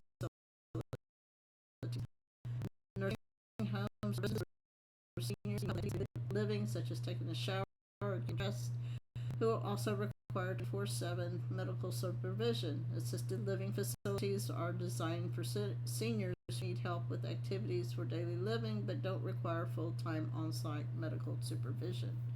That's what I want. Well, I don't really need an assisted living facility. I just want a senior facility, which would be cheaper to rent, right? So, the Greg Gervon, and that Greg Gervon and I conducted for the Foundation for Research on Equal Opportunity as of May 22 or 22nd in the 43 states that currently report figures. An astounding 42% of all C-19 deaths have taken place in nursing homes and assisted living facilities. You know, the lady I took care of, I mean, I had to wear a mask as if I was going in there. It was crazy. So here's the share of deaths. So Texas had 45.7%, California 42. Odd. I wonder what they did different. And I don't know what the gray, I'm assuming the gray means 0. So what are some of the higher numbers? 70%, 70%, 81%. I think that's what Washington State.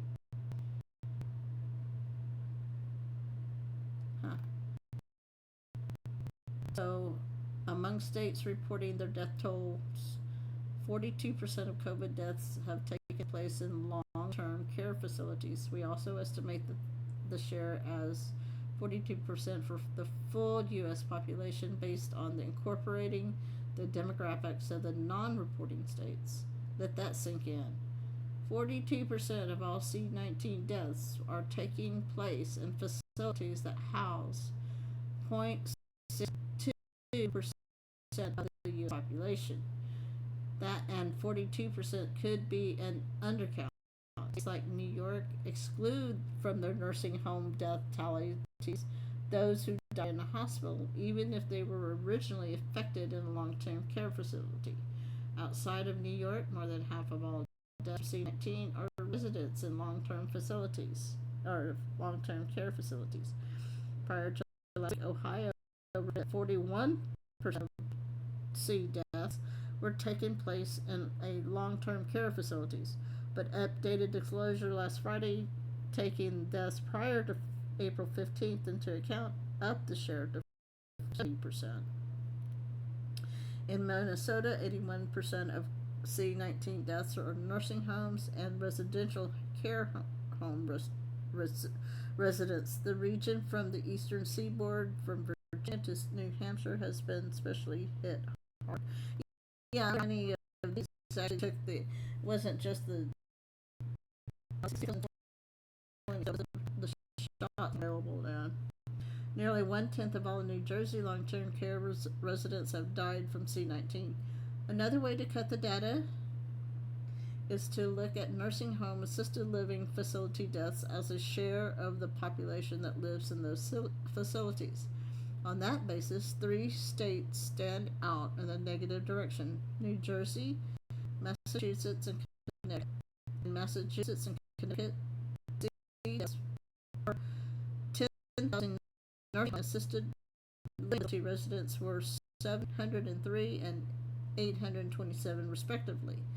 In New Jersey, nearly 10% of all long-term care facility residents, 954 in 10,000, have died from the novel virus.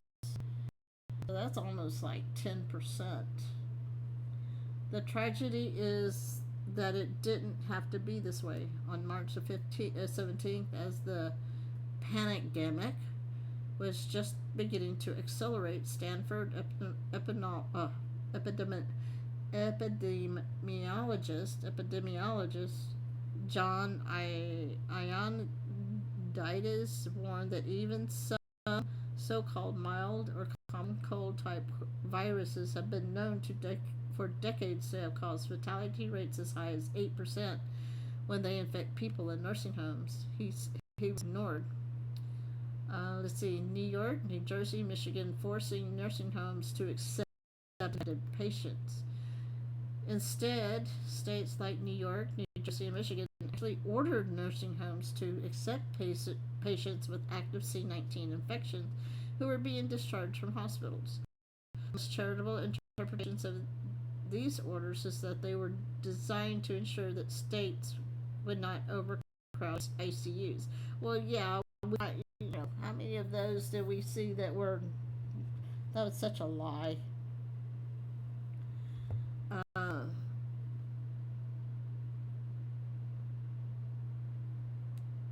But well after hospitalizations peaked, governors like New York's Andrew Cuomo were doubling down on their mandates. Yeah, and he's being looked at, from what I understand. He's being looked into that, if it was necessary for him to do that, and if he did that knowingly.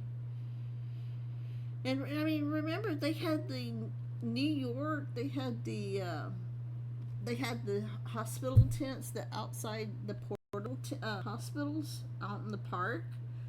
I mean, and even President Trump, sent, was it, let's see, there was Comfort and Mercy. So, was it Mercy or Comfort went to New York Harbor? And that wasn't even used. So, as recently as April 23rd, we declared that nursing homes don't have a right to object to accepting elderly patients with active C infections. That is the rule, and that is the regulation, and they have to comply with that. Only on May the 10th, after the deaths of nearly 3,000 New York residents of nursing homes and assisted living facilities, did Cuomo stand down and partially rescind his order. Yeah, I wonder. I wonder how many, I think his mother was one of those. He actually moved out of while he was mandating everybody or telling everybody they had to go into. Cuomo's change of heart came too late for Maria Porteous.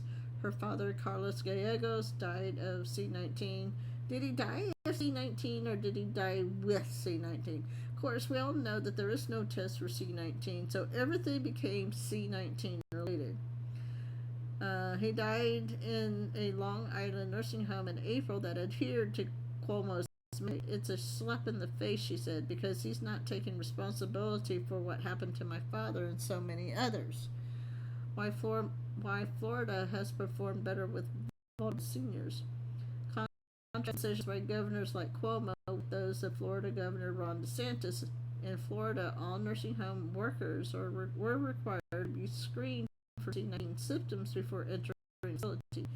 On March 15th, before most states had locked down, DeSantis signed an executive order that banned nursing homes visitations from friends and family, and also banned hospitals from discharging SARS-CoV-2 infected patients into long-term care facilities. Every day on these calls, hospitals, I would hear the same comments and questions around. We need to get these individuals back to the nursing home, said Mary Mayhew, who runs Florida's Agency for Healthcare Administration.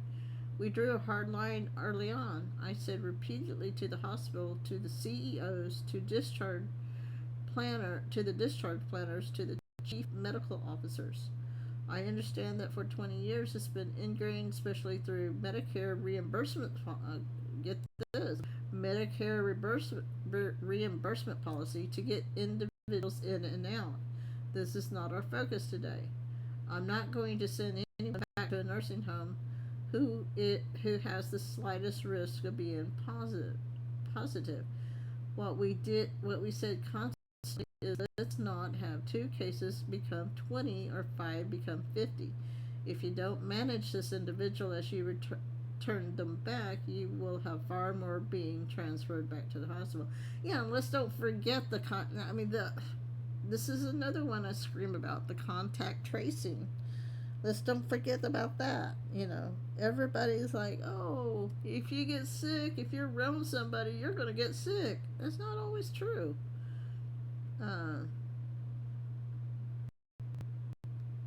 So Florida also prioritized long-term care facilities for personal protection equipment, or PPE, with the understanding that it was just as important also to protect workers at nursing homes and assisted living.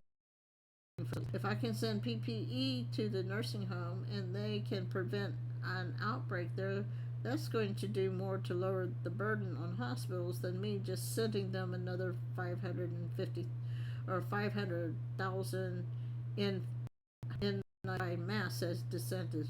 Did you ever see people wearing the N95 masks? They look like they're coming from the apocalypse, from some movie apocalypse.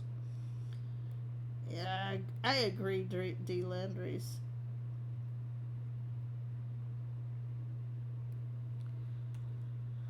So while it's too late for thousands of nursing home residents who have already died, there is still time to protect the millions who remain by learning from Florida's example.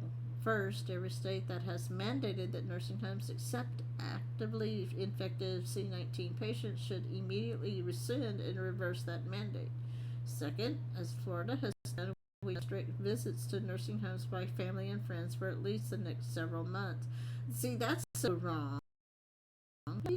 Here, it's bad enough that they let these people die in the hospital by putting them on that ventilator and then the these people, they're elderly. Some of them don't get visits by family and friends anyway, but so you're just going to compound the situation by not, by isolating them. So possible of those who can prove that they are not actively infected with the novel virus. Third, living facilities for personal protective equipment at least equal and other first responders. Fourth, we must tell all nursing home workers and residents for we must test all nursing home workers and residents for active infections using RT-PCR tests, and we already know that those were bogus. It didn't work. It was given positive to keep people scared. And other FDA needs to go away. Authorized methods of detection. Fifth, we must strive wherever possible to ensure that nursing home staff are working at a single facility. It is likely that staff working at multiple facilities are helping to spread the infection. You know what, guys? We have germs, we have infections, and we breathe in germs all the time. Infecting nursing home workers and residents should be quarantined at an off-campus facility. States could contract with now empty hotels to assist with this process. Yeah, another laundering scheme maybe. Sixth, the 7 states that thus far have refused to report C-19 or nursing deaths: Hawaii, New Mexico, North Dakota, South Dakota, Missouri, Michigan, Vermont. Okay, let's see. Was it Kristi Noem in South Dakota? She's the one that she was given a lot of kudos for how she handled. She didn't mask up. She didn't mandate anything. She didn't, she basically said live and let live. And, I don't blame her for not wanting to report. So they need to start reporting their death tolls in long term. Here's the thing. They on the death tolls, you know what? After the first of the year, from 2020 to 2021, they never reset the deaths. Here they are. They kept it was a cumulative instead of going year by year. So they never stopped counting, and of course they called everything C-19. The federal government has such a requirement for nursing home deaths occurring after May 5th, but as Ohio teaches us, it is also important to get the data for the previous several months. Michigan in particular had a significant outbreak of C-19, and Governor Gretchen Whitmer recently extended the state's economic lockdown through June the 12th. Transparency into facilities at long-term care centers in Michigan is essential for assessing the wisdom of her policy. This one's silver lining, or perhaps the long-term care tragedy, the fact that nearly half of all C-19 deaths have occurred in long-term facilities means that 99.4% of the country doesn't live in those places, is roughly half likely to die. Oh, who wrote this? Oh, that's just so disgusting. Likely die of the disease than we previously thought. Well, they didn't have to die of the disease. We don't even know how many people actually died of the disease. Here we go. Death associated with C-19 per million, assuming 150,000 deaths. Many European countries have struggled with nursing home problems we have, but based on the mounting evidence that serious illness from C-19 is concentrated in the elderly. Switzerland and Germany have reopened their primary and secondary schools. Sweden, for the most part, never closed them to begin with. Germany has kept its factories in operation, and Sweden's restaurants remain open. All of these countries have stable to declining rates of hospitalization and death to C-19. The country should give increased confidence that measured steps to reopen the economy can work here. Blech. They're such liars. State governments bear much more responsibility for the death of C-19 pandemic than many Americans appreciate. But that also means that states have the opportunity to learn from their own mistakes and do the right thing by protecting vulnerable seniors and letting millions of Americans get back to work. See, there should have never been a shutdown. Nobody shut down for Mars or SIRS or, N1 to H1. They didn't. No one ever shut down for those.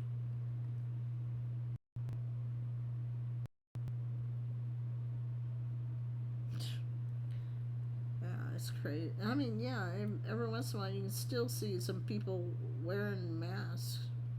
Update: Utah and Kansas have begun reporting fatalities statewide, which brought our estimate of fatality share from 43 to 42. The map and text have been updated to reflect this new information.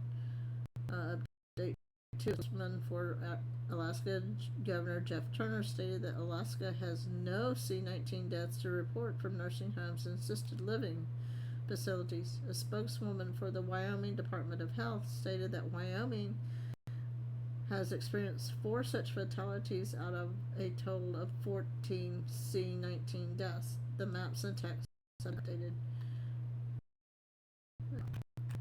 Okay, so let that sink in. 42% of all C-19 deaths are taking place in facilities that house 0.60% of the U.S. population or nursing homes. And these are all in brackets. Why did our nursing home population suffer a direct hit regarding C-19 deaths? New York and New Jersey governor orders push, and these are in brackets, C-19 positive elderly nursing homes. USNS comfort capacity, that's the United States, that was the Navy ship. And that, okay, so they got the Comfort, and Mercy came to California. Hospital capacity: what other D, in brackets, governors mandated similar same orders? Ask yourself a very simple question. Was it known, common sense, and early, in brackets, medical reports, elderly community most at risk?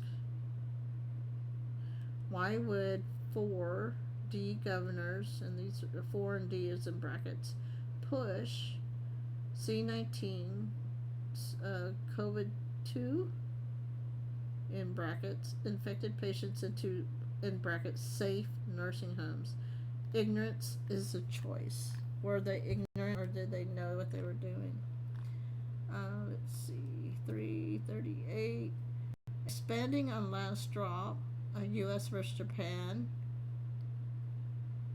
43% out of 100% nursing home death, brackets. CDC conflate 34 to 57% C-19 deaths data, including pneumonia and influenza, and that's a question mark, and also again with a bracket. Average pneumonia influenza deaths per person, question mark. Why is the data constantly changing, in brackets, past? Sometimes a Wayback Machine can find many Easter eggs. CDC data then versus now. Ignorance is a choice. So here's a graphic of a Cuomo killed my mom. Let's see.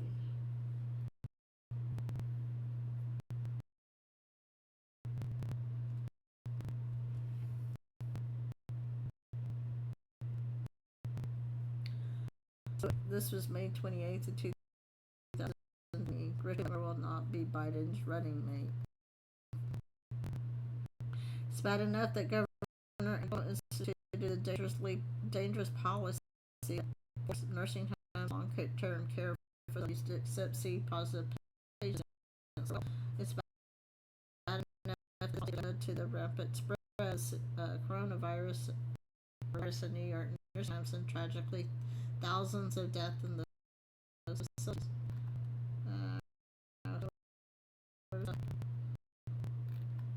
Okay, so what does that have to do with Gretchen Whitmer?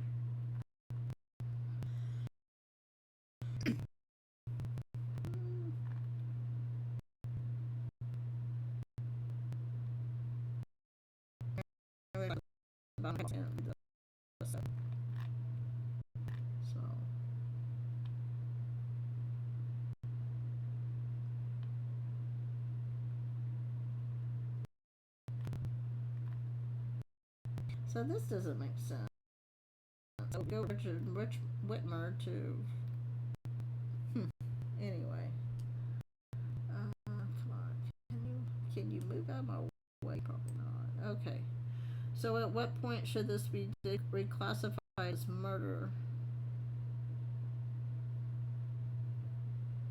At what point is ignorance, common sense, in brackets, no longer valid excuse? Evil surrounds us. So 340. New York Post.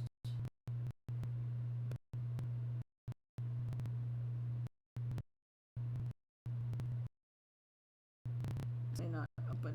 No, okay, there it is.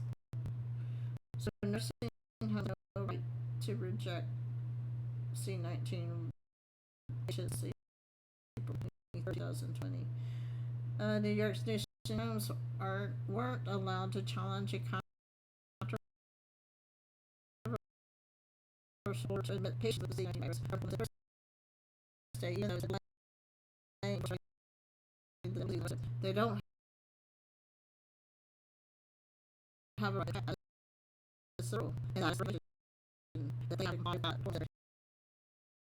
his briefing in relation to if you get right out of here, then that's your fiduciary obligation.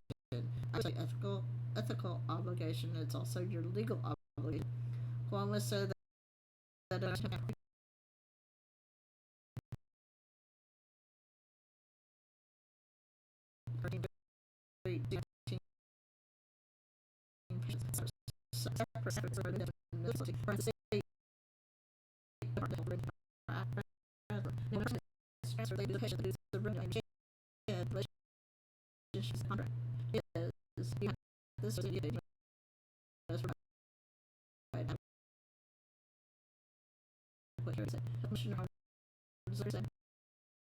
he's not aware of the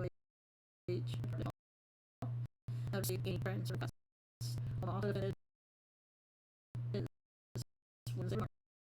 That is not our job. Personal protection. We have given thousands and thousands of PPE. President Trump is their primary responsibility. It's like hospital primary responsibility and hospitals for problems.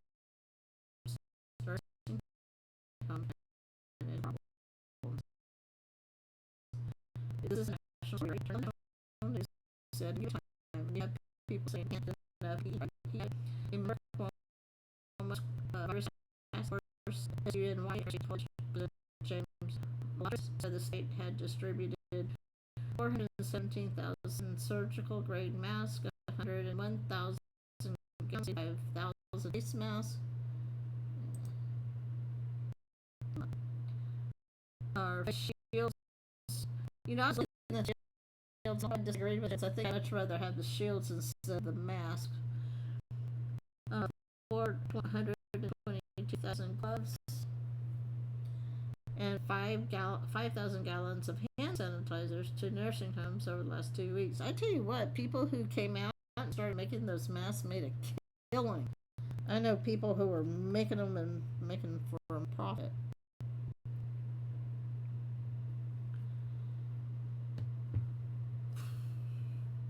In a prepared statement of New York State Health Facilities Association,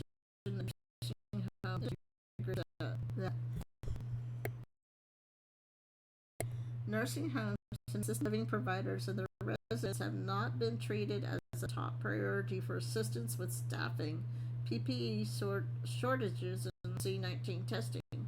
This was clearly evidenced by the state's March 25th policy mandating that nursing homes admit hospital patients into their facilities have a confirmed or suspected diagnosis. CEO Stephen Hans said. Hans also echoed some own words in saying this treachery,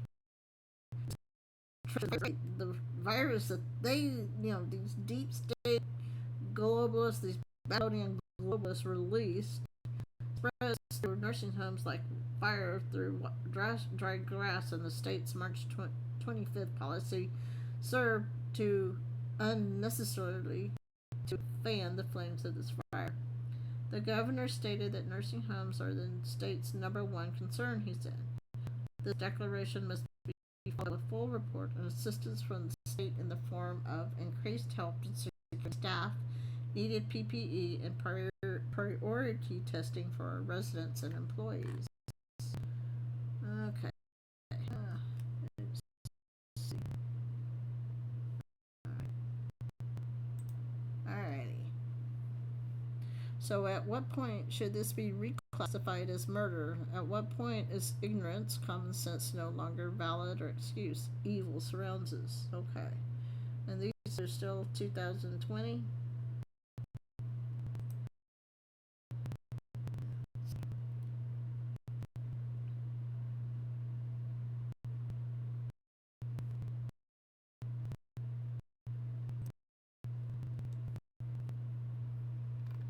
Okay, come on.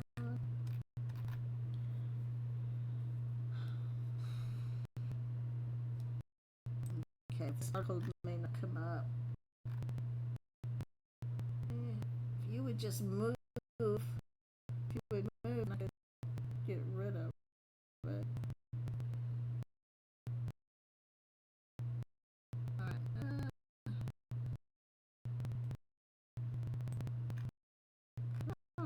Why is it not? Alright, well, I'll have to keep that. So, at what point should this be classified as murder? So, the title of this is a government website. It's New Jersey, and the website is the link is health facilities documents, CN, temporary waivers, hospital discharges, admissions to post-acute care settings, and that's a PDF. So, for some reason, the PDF was not showing. At what point should this be reclassified as murder? At what point is ignorance or common sense no longer valid excuse? Evil surrounds us. Let's see how about this one.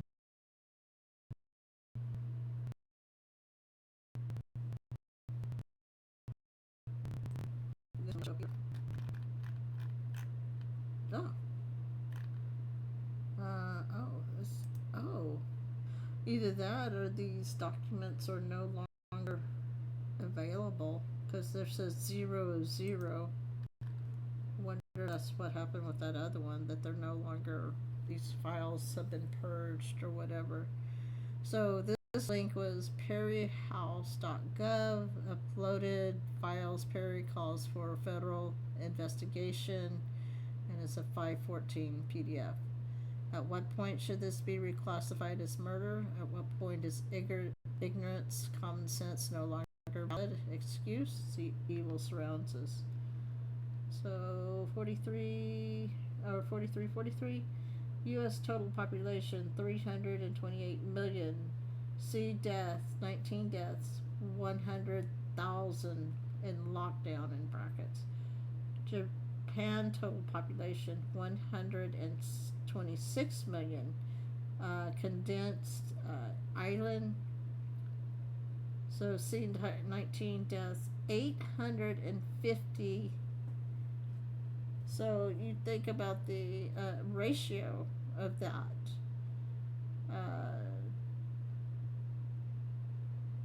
3.2 million versus 100,000, and then 126 million versus only 850 without a lockdown. So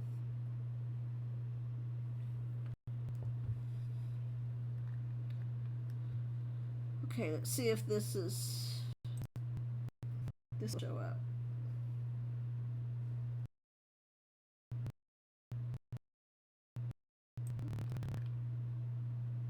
There you go.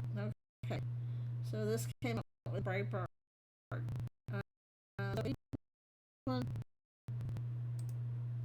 81% of Minnesota COVID or C-19 deaths are from nursing homes, but facilities still allowed to admit positive patients. Oh, and that who is this? who's this picture? So is this picture? No, is that Glenn Stubb? I don't know. He looks like Tim Waltz to me. Oh, it is Tim Waltz. I thought so. So Minnesota Governor Tim Waltz, a Democrat, continues to allow nursing homes to admit C-19 positive patients, even though nursing home residents make up 81% of all virus deaths in the state. When he was running for vice president, did anybody ever mention about what he did to the state when it came to the how he killed grandma? No state has a higher percentage of C-19 deaths from nursing home residents than Minnesota, and this was out of the Star Tribune. State health officials and long-term care industry representatives have defended the practice of discharging some C-19 patients to nursing homes, saying it is part of a broader strategy to conserve critical hospital beds during the pandemic. Long-term care facilities can provide treatment for virus patients who still need care, but have stabilized enough that they no longer require hospitalization, that officials said.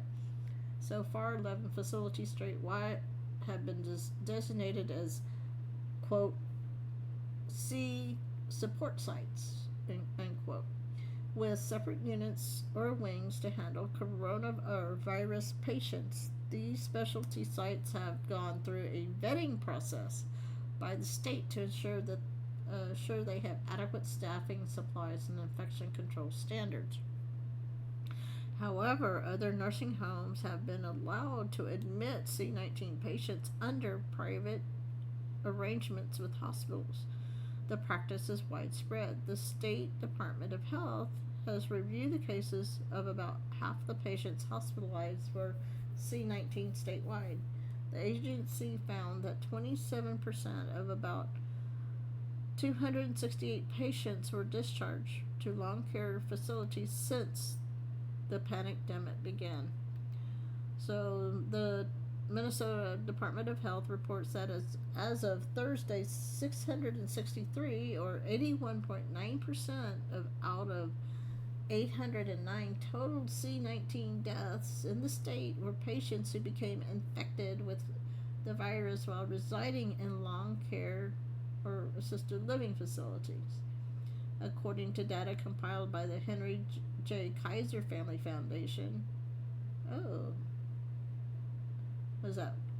Were they part of the Kaiser Permanente? Minnesota has the highest percentage of C-19 deaths from nursing home patients of any of the 36 states that report that data. In fact, Minnesota's 81.9% is 40% higher than the 41% average in those 36 states for C-19 deaths from nursing home patients. In only 4 other states is the percentage of C-19 deaths in nursing home patients greater than 70%, the Kaiser Foundation reports. New Hampshire, 77%, Rhode Island, 77%, Nebraska, 71%, and Pennsylvania, 71%. Minnesota appears to be one of the few states in the country that currently allows nursing homes to admit C-19 positive patients, a practice that other states earlier in the pandemic, such as New York, New Jersey, and Pennsylvania, have now walked back. The Democrat governors in those states, Andrew Cuomo of New York, Phil Murphy of New Jersey, and Tom Wolf of Pennsylvania, have come under withering political attack for their earlier decisions requiring nursing homes to admit C-19 positive patients, which critics say fuel coronavirus death. Got me. In those facilities, as Breitbart News report. For his part, Minnesota Governor Waltz has attempted to deflect criticisms of the state's controversial policy that allows nursing homes to accept C-19 positive patients by allowing the officials he has appointed to run this Department of Health to explain the policy of the public. On May the 7th, however, Governor Waltz and Minnesota Commissioner of Health Jan Malcolm jointly announced a 5-point battle plan designed to address C-19 challenges for long-term care facilities. Oh boy. So, point one, expand testing for residents and workers. You know what? If you want to get rid of the virus, stop testing for it. Start treating the symptoms the way they should be treated, not with bogus medicines. Hey, Vigilator. And Heidi. Provide testing support and troubleshooting to clear barriers faster. Get personal protective equipment to facilities when needed. Ensure adequate staffing levels for the hardest hit facilities. Leverage our partnerships to better apply their skills and talents. A key 6-point, however, apparently was missing from the plan. Do not allow nursing homes to admit patients that test positive for C-19. In the 2 weeks since Governor Walz announced his 5-point battle plan, the percentage of C deaths in Minnesota from nursing homes increased from 80.1%, or 407 out of 508, to 81.9%, which was 663 out of 807, or 809. Seriously? I mean, come on. And this man wanted to be, and people were going to, who elected this man to be vice president? Gosh, how quickly people forget. I wonder how many people in Minnesota remember that.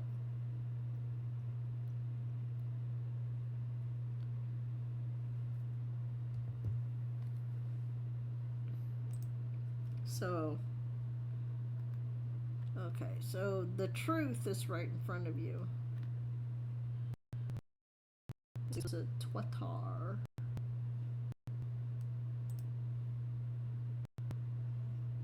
don't know if this will show up. This may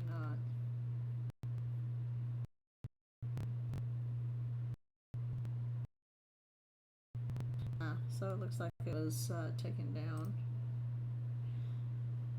So, information warfare. Let's see.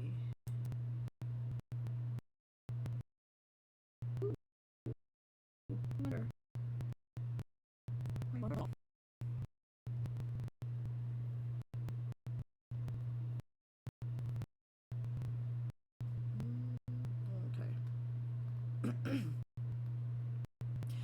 So this came 2020.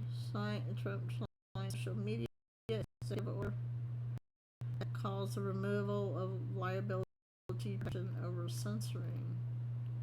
So, Attorney General Bill Barr, President, signed an executive order of the Oval Office on Thursday that interprets Section 2.3 of the Communications Decency Act of 1996, CDA, also known as CDA, not provide statutory liability protections for tech companies that engage in censorship and political conduct.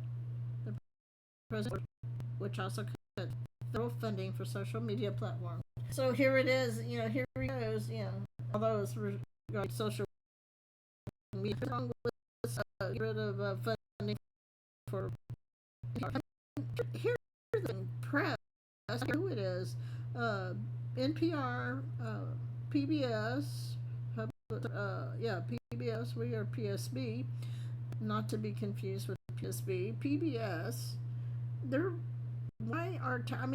they do their own donation campaign. They are getting funding from private entities. So just like the abortion, like the Planned Parenthood, if they're getting money, even the colleges, the universities like Harvard and everything, why are they getting taxpayers' money when they are getting private funding from other entities? They don't need ours too. Good morning, Tippy. I win. So.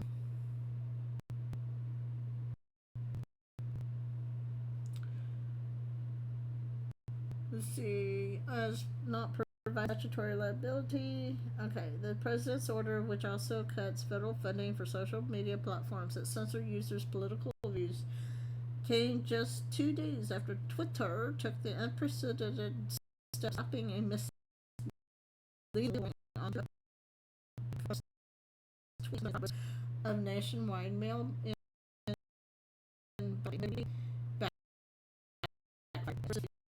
Trump's tweet was actually misleading in part because mail-in balloting has been linked to ongoing fraud. So, Twitter's fact-checked itself contained false statements, and Twitter failed to apply the standard of review for other users.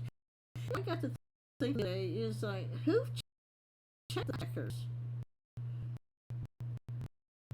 Thursday ceremony called the fact check egregious and held up a photo of Twitter executive Yoel Roth, who heads up the site's fact checking rules. I'm not going to read all this, partly because of time constraints. Also, you kind of get the gist. This was before Elon Musk bought out Twitter, so, and it just says at Jack, you were wrong, or you were warned. Sorry. Let's see if this.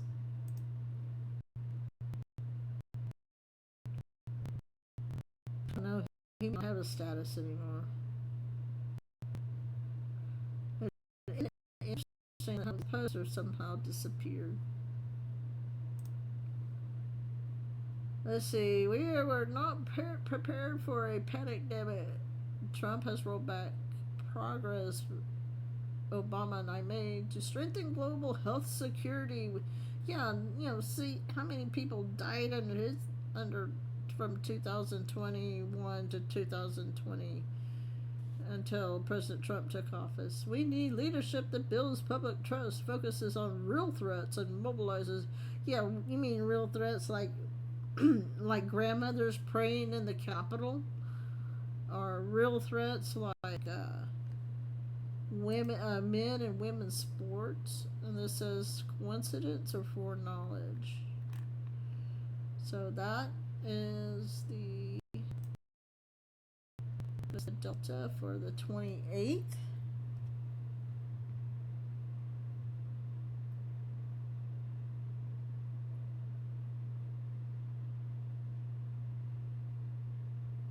Yeah.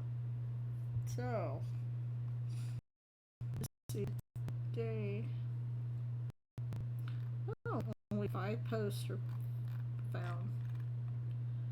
So this says May 03. What's that May 03? Okay. This is weird. Why is this? If this is a Delta for May the 28th, why is this? The keyword. So here, President Trump, the fake mainstream media has, from the time I announced I was running for president, run the most highly sophisticated and dishonest disinformation campaign in the history of politics. No matter how well we do, they find fault with the forgotten men and women. I'm president. And this is May 29th, 2018. So keywords: Donald Trump, the fake mainstream media has from the time. Okay, May the 29th, 2018. Okay, so 48.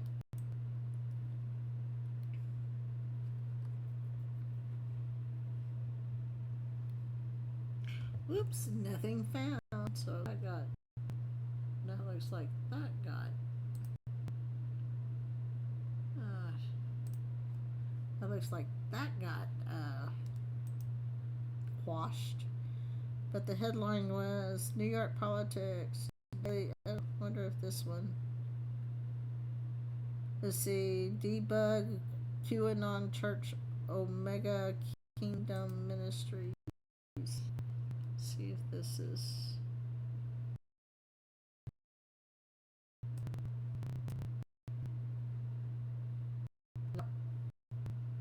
That one got gosh, too.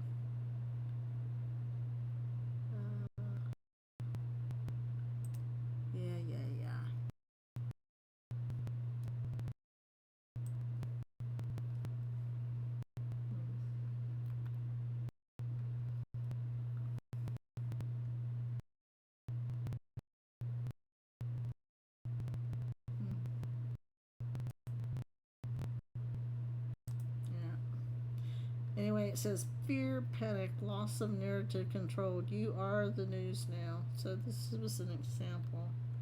So George Soros quote: "Destroying America will be the culmination of my life's work." So nobody escapes this.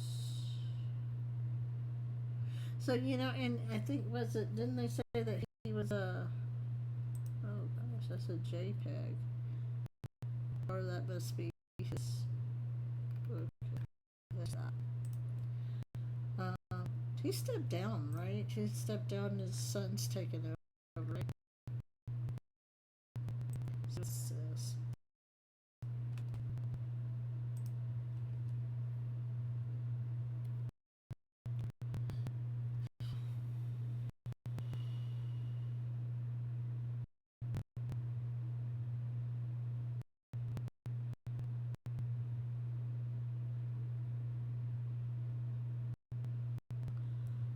So here's the Office of the DNI. DNI Ratcliffe issues statement on declassification of transcripts. Which transcripts? As I stated throughout the confirmation process, transparency is vital, allowing the American people to have confidence in the intelligence community. So as Director of National Intelligence, it is my obligation to review declassification requests with the overarching priority of protecting sources and methods while also providing transparency whenever possible. Accordingly, today, the Office of Director of National Intelligence declassification transcripts concerning Lieutenant General Michael Flynn. That's interesting. Do we even know if that was ever released? Did anybody ever talk about that? I don't remember that.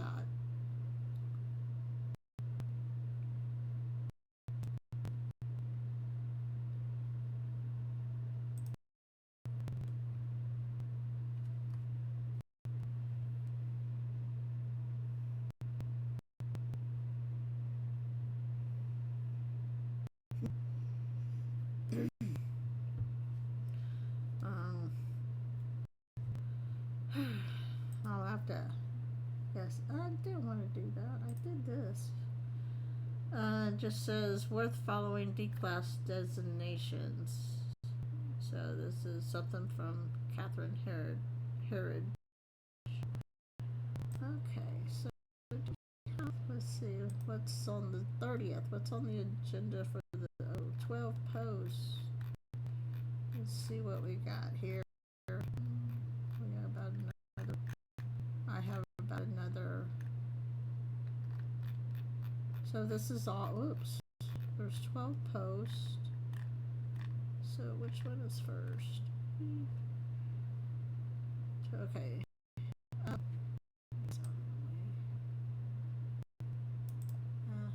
don't want it.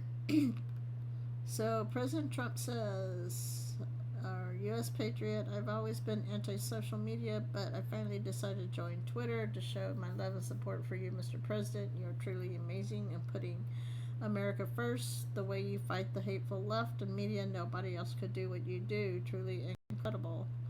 Where we go one, we go all. President Trump says thank you. So the Bradford file, President Trump needs to retweet this video. Susan Rice lying through her teeth about the unmasking.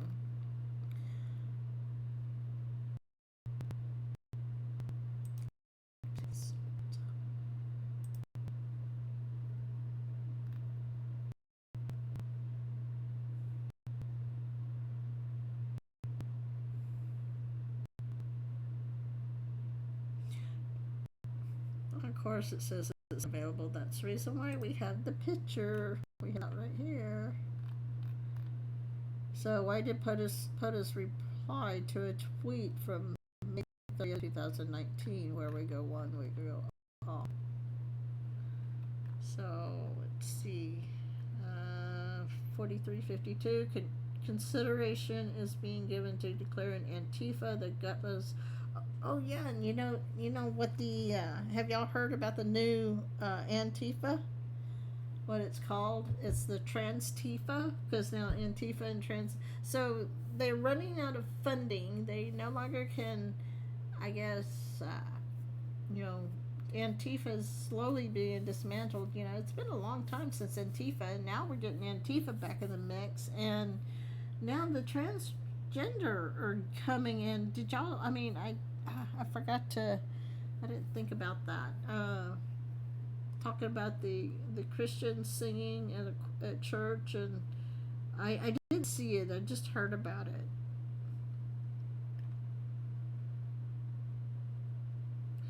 So the gutless radical left whack jobs who go around hitting only non-fighters, people over the heads with baseball bats.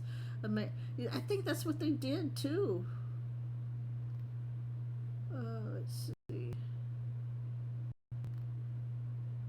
Let's see. Irregular warfare. Insurgency is the organized use of subversion and violence to seize, nullify, or challenge political control of a region. As such, it is primarily a political struggle in which both sides use armed force to create space for their political, economic, and influential activities to be effective. Insurgency is not always conducted by a single group with a centralized military-style command structure, but may involve a complex matrix of different actors with various aims, loosely connected in dynamic and non-hierarchical networks. To be successful, insurgencies require charismatic leadership, supporters, recruits, supplies, safe havens, and funding, often from illicit activities. They only need the active support of new enabling individuals, but the passive acquiescence of a large population of the contested population will give a higher probability of success. This is best achieved when the political cause of the insurgency has strong appeal in manipulating religious, tribal, or local identity to exploit common societal grievances or needs. Insurgents seek to gain control of populations through a combination of persuasion, subversion, and coercion, while using guerrilla tactics to offset the strength of government security forces. Their intent is usually to protract the struggle, exhaust the government, and win sufficient popular support to force capitulation and political accommodation. Consequently, insurgencies evolve through a series of stages, though the progression and outcome will be different in almost every case. Locations or cities out of control, decontrol, define stand down, safe haven order, define terror organized group, condition of organized and funded groups and decontrolled safe haven cities across U.S. pre-knowledge of groups. Thank you for playing. Have a nice day. So I'm just going to read these headlines or the links. Patrick Fitzpatrick condemns Antifa and political violence. The Hill, Home News, Senate. Republican senators introduce resolution to Antifa as a domestic terrorist. Well, if they've been already classified as a domestic terrorist, why are they still allowing to be run loose?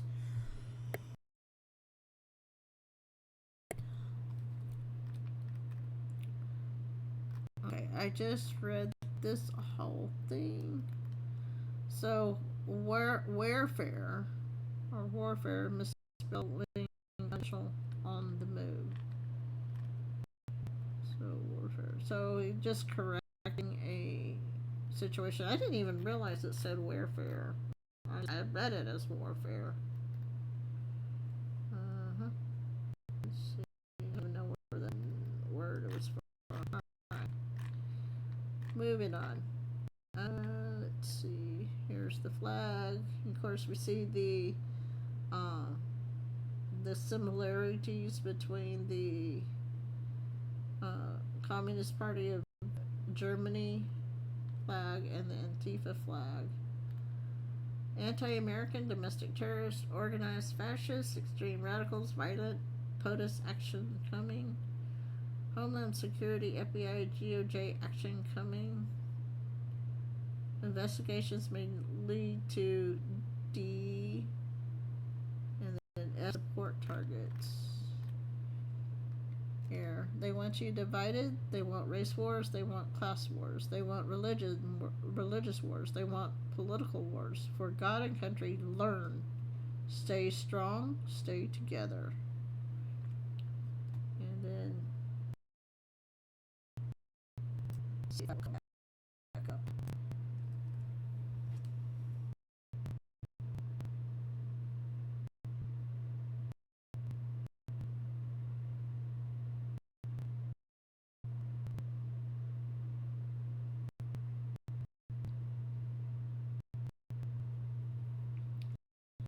Here he is. Many volunteers in Minneapolis helping neighbors clean up business damage. Bring a broom. They were told. What a sight. So, see, these people are dangerous, right? So this is humanity at its finest. So these are all from 2020. Look at that, all the masks. These men were protecting an officer that was separated from his team, was outnumbered and endangered. This made me cry. Oh yeah. I regularly remember this. Let's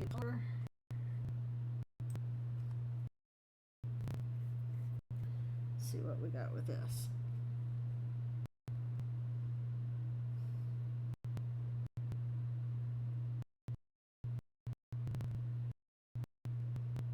So, AG Billboard, in many places it appears the violence is planned, organized, and driven by anarchist,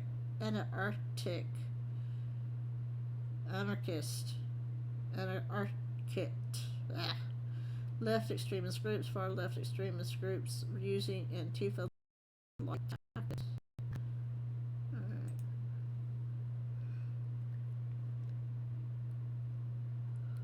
Let's see.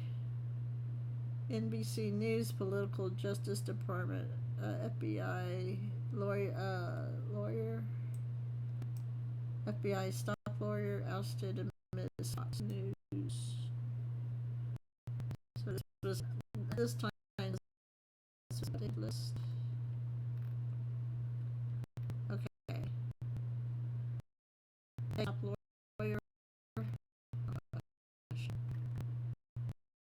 Dana Boente ousted amidst Fox News criticism for Flynn investigation.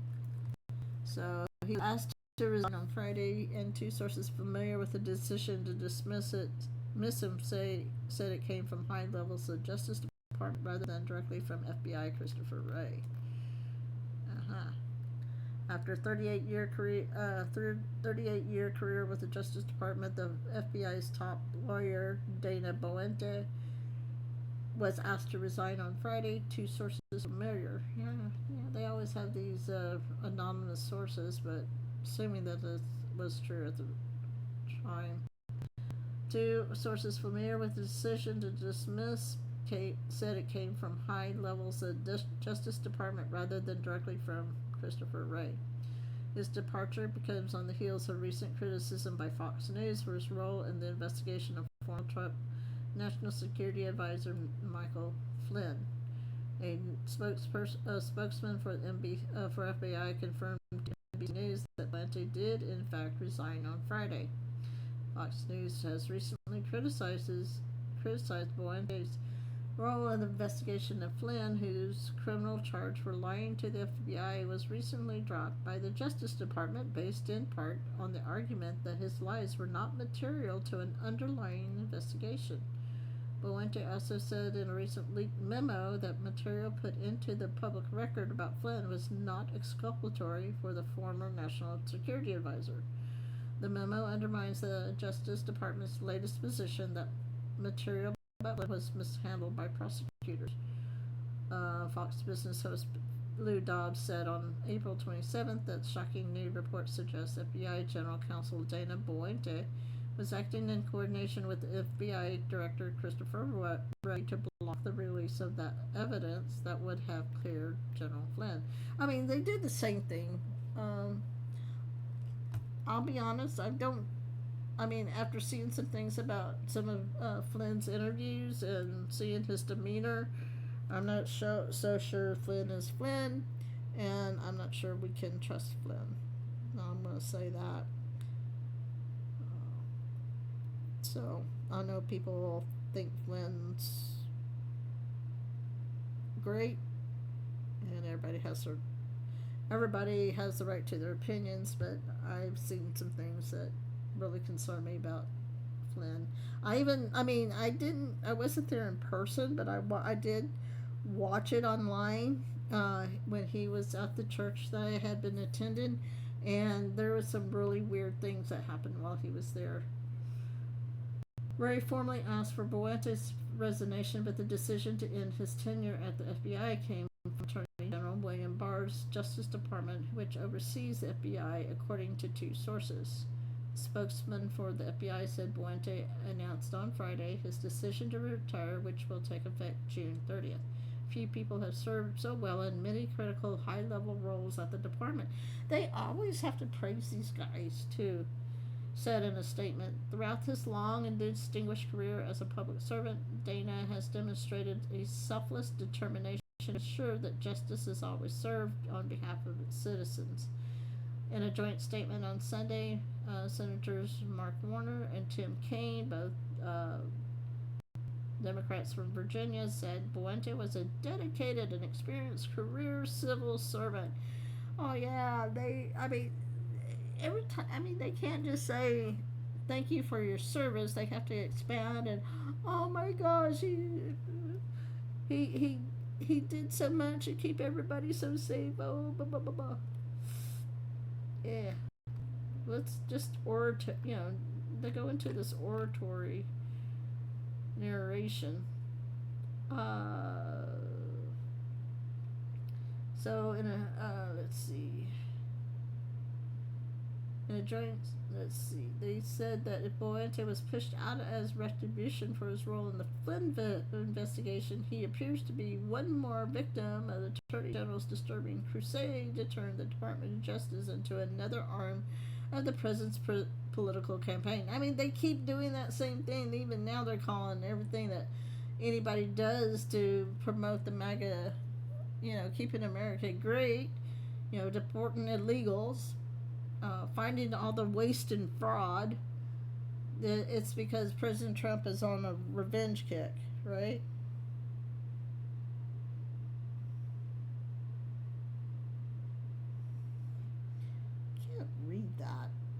I can't read that meme, but I do need some coffee. Let's see. So a correction was made. In an earlier version of this article, it misstated that the target of FISA warrants signed by Dana Boente. The warrants involved President Donald Trump's former campaign advisor, Carter Page, not former National Security Advisor, Michael Flynn. The reference to the warrants has been removed. Okay, so is this it? No. So that says update the list. So Insurrection Act of 1807. See, determination that the various state and local authorities are not up to the task of responding to the unrest. Call the ball. In the call the ball, isn't that a military isn't that a Navy expression, like when they're on their aircraft carrier and they got to call the ball to see when they can land? So every citizen in every community has the right to be safe in their workplace, safe in their homes, and safe in our city streets. This is the sacred right of all Americans that I am totally determined to defend. So be ready, God save America. And this is the repost. So the United States of America will be designating Antifa as a terrorist organization. I know we're beyond the need of keepers, but POTUS retweeted on May the 31st. This is just another. Alright, so that takes care of that.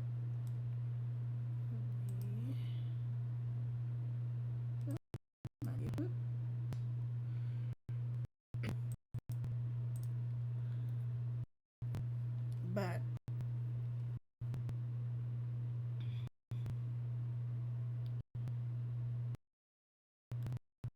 come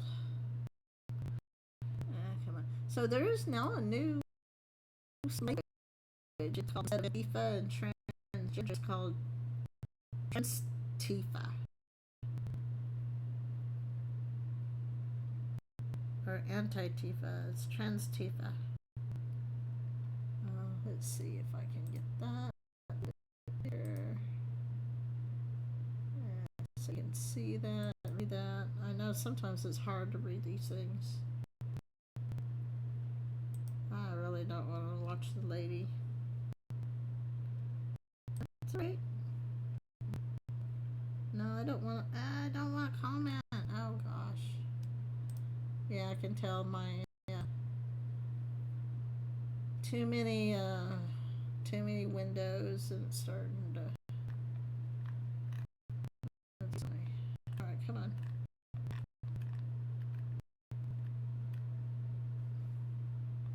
So Antifa's violent. Yeah. So this came out May the 25th. So Antifa's violent assault on a Christian worship service in Seattle proves that the left's war on faith is real. And the aftermath is even more disturbing.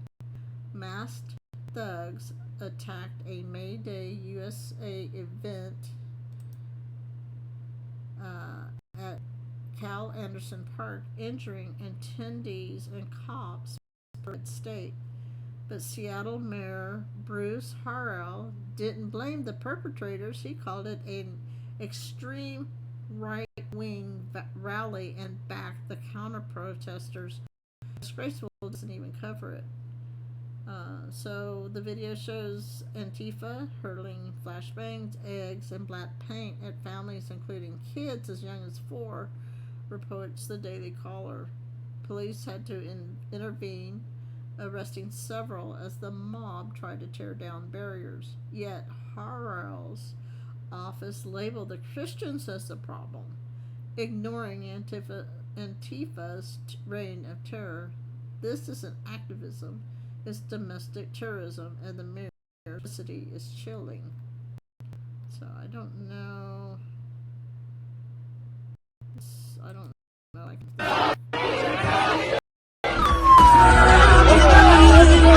What do you want to say to the rest of the country watching this nationally?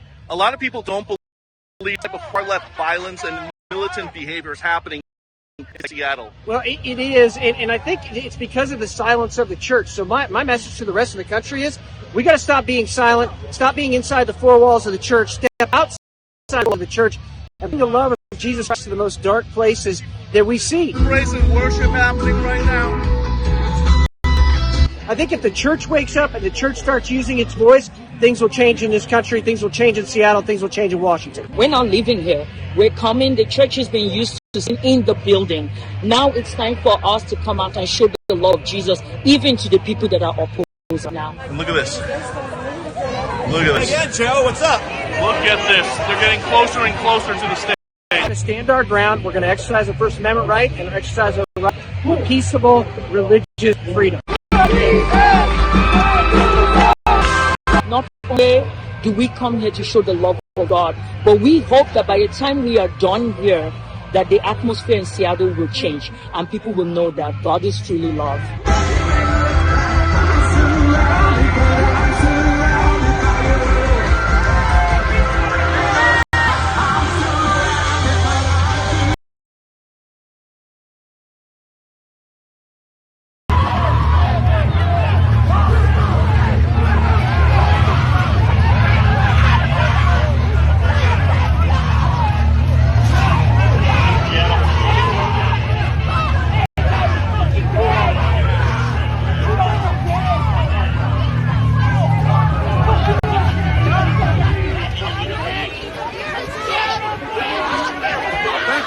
Fuck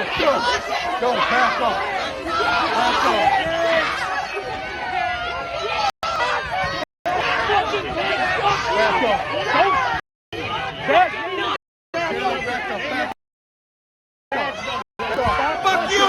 Fuck you!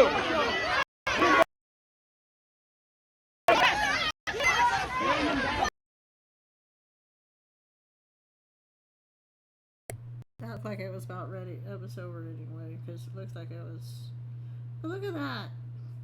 So ex-users are furious. Seattle's a lost cause posted at Zero Hedge. Mayor sides with terrorists over Christians. Raged Lion TC man. They're right. While Trump fights to restore law and order, Democrat cities like Seattle coddle extremists.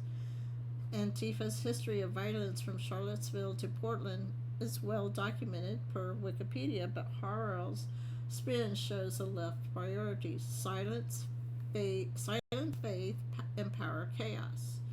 This isn't just Seattle's problem, it's a national crisis. Patriots demand leaders who protect our rights, not those who side with thugs.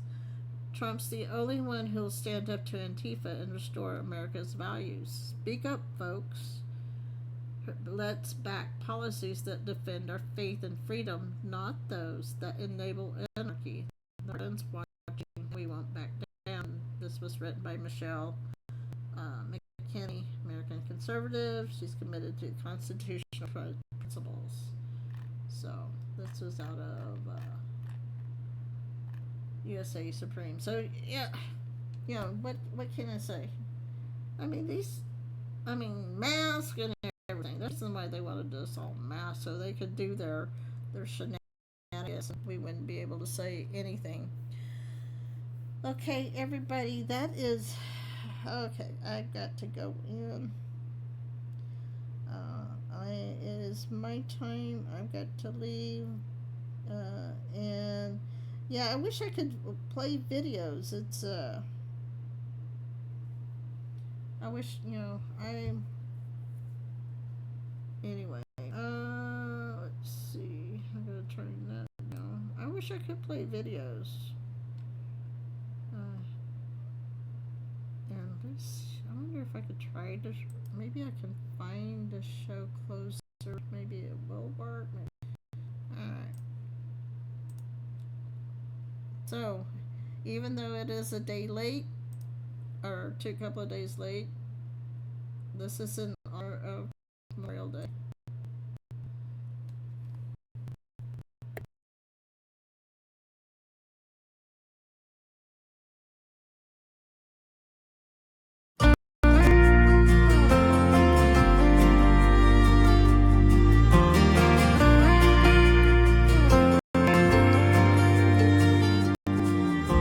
Stop right there when you see the boot.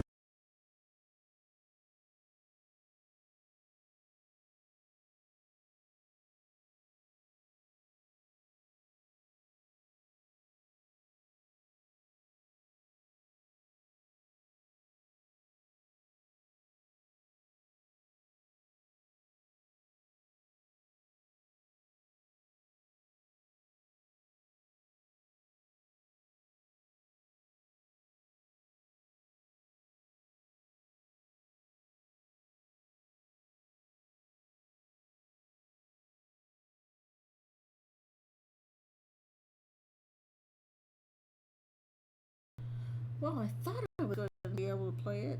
Hold on. I might be able to still play it. Alright, this is Buddy Brown. Let's see.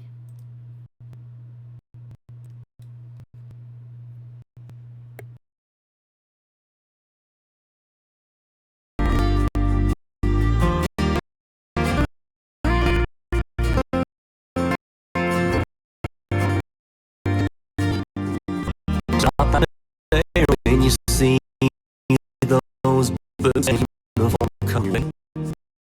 Get off your phone and look in the eye and drop that briefcase. If you want to see what a hero looks like, this might be your chance. Before you go back home to your safe little job, understand. These are men and women that keep us living safe inside our homes. And if you look on nature, heavy spin, see the things that they know. But stop what you're doing, walk up to him, and tell him how much it means. That every night you drift off to sleep. They're all across the planet, making sure you're free. Stop when you see a uniform.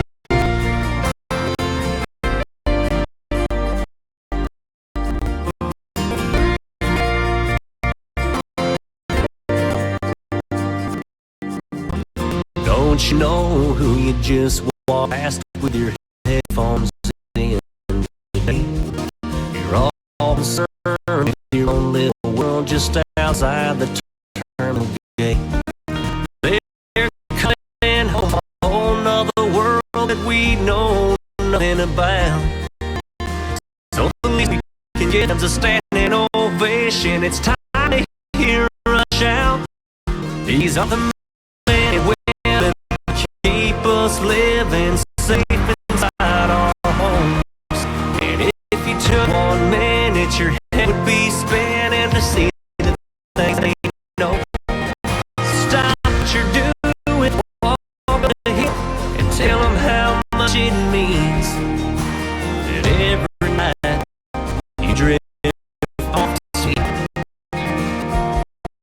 We're all across the planet, making sure you're free.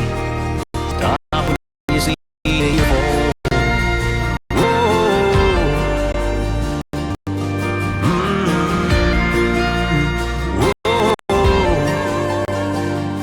Yeah, these are the men and women that keep us living safe inside our homes. And if you took 1 minute, your head would be spinning to see the things that they know. So stop what you're doing and walk up to him, tell him how much it means. And every night you drift off to sleep. But if night is over, then you and me. Stop when you see a uniform.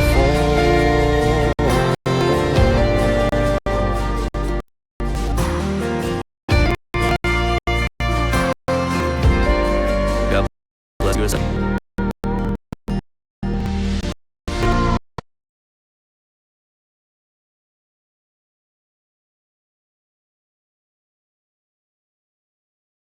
Okay, with that's gonna kind of take me out. I'm actually over, but I just want to, I was talking to Chris. Rock and roll. You may be right. It seems like every time, but it seems like I only get just when I think I get it fixed when with Zoom.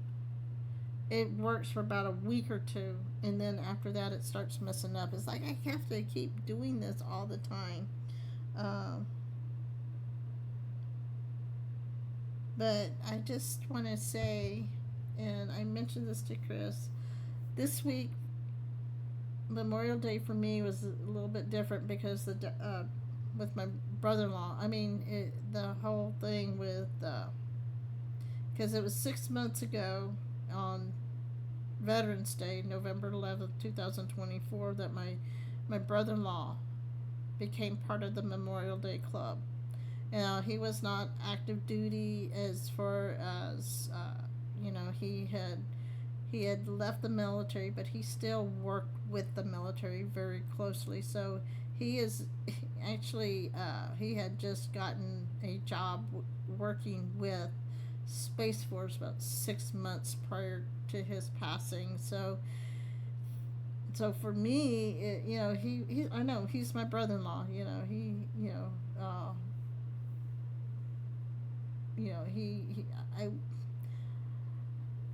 How can I say this? It's like he was important to me because he was married to my sister, and it just and his work, what he did was important, and his work actually went all the way up to the president's desk. I was told that he actually was the lead investigator in the election and fraud and election integrity. So, and it just, the timing of his passing right after the election, and the night before he passes, he sent a email. I don't know what it was about. I don't know if it had anything to do with this investigation, but I do know that the military men that showed up on my sister's doorstep afterward, his supervisor, the man in charge of him, my brother-in-law, made the comment that I just really take to heart, which was that there was an excitement going on in the department. So I know I know there's a lot of people deserve the Medal of Freedom, but my brother-in-law had several civilian medals through the military, and in fact, I didn't even know he had these medals until my sister told me. And funny thing is he gets this appreciation by, signed by Biden, but anyway, that's a whole different story. So I'm hoping that one day President Trump will actually sign a real presidential not proclamation, but a recognition. You can go online and get those presidential appreciations online, but anyway, I wanted to share that because it is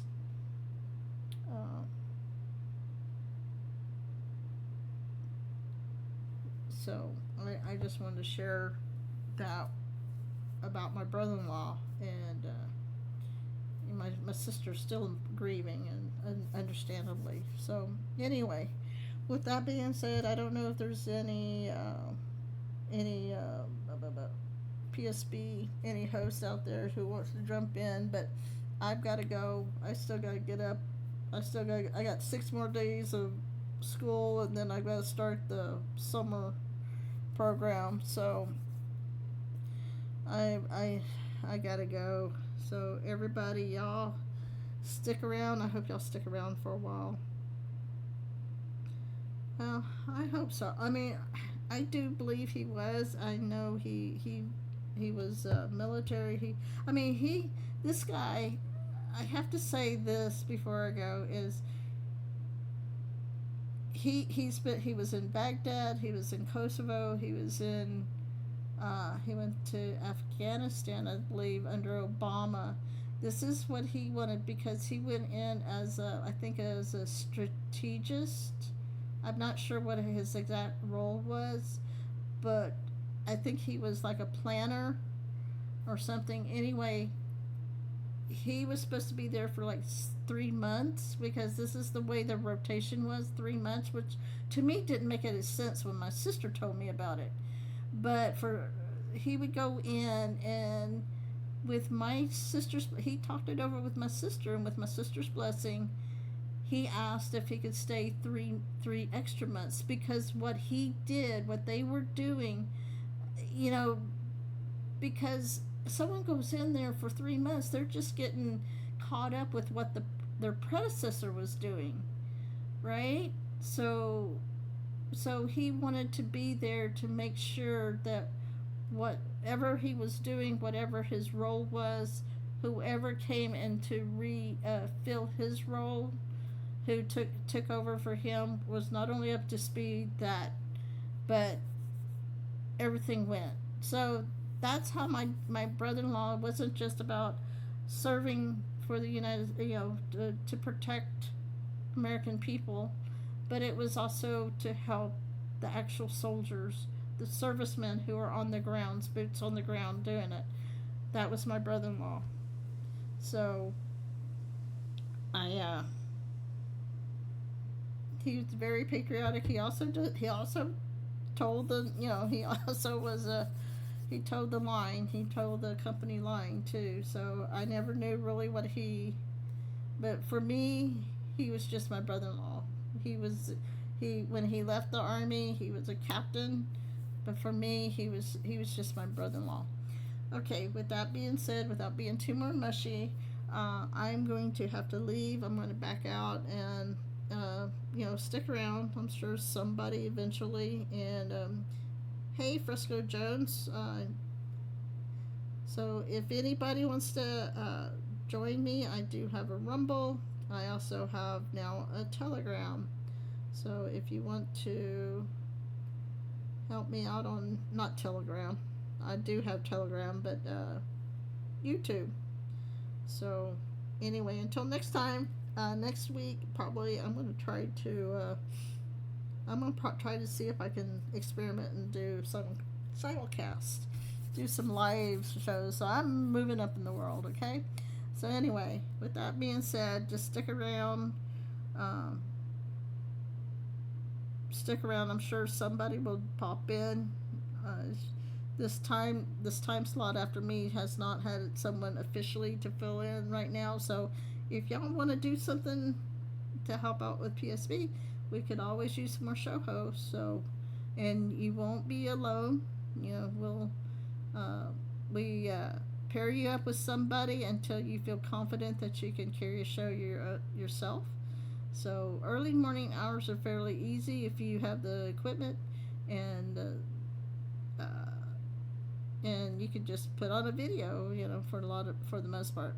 Anyway, it's already almost 2:30. I've got to go. You guys have a good morning. I'm going to try to get a couple of hours sleep before I have to get up. And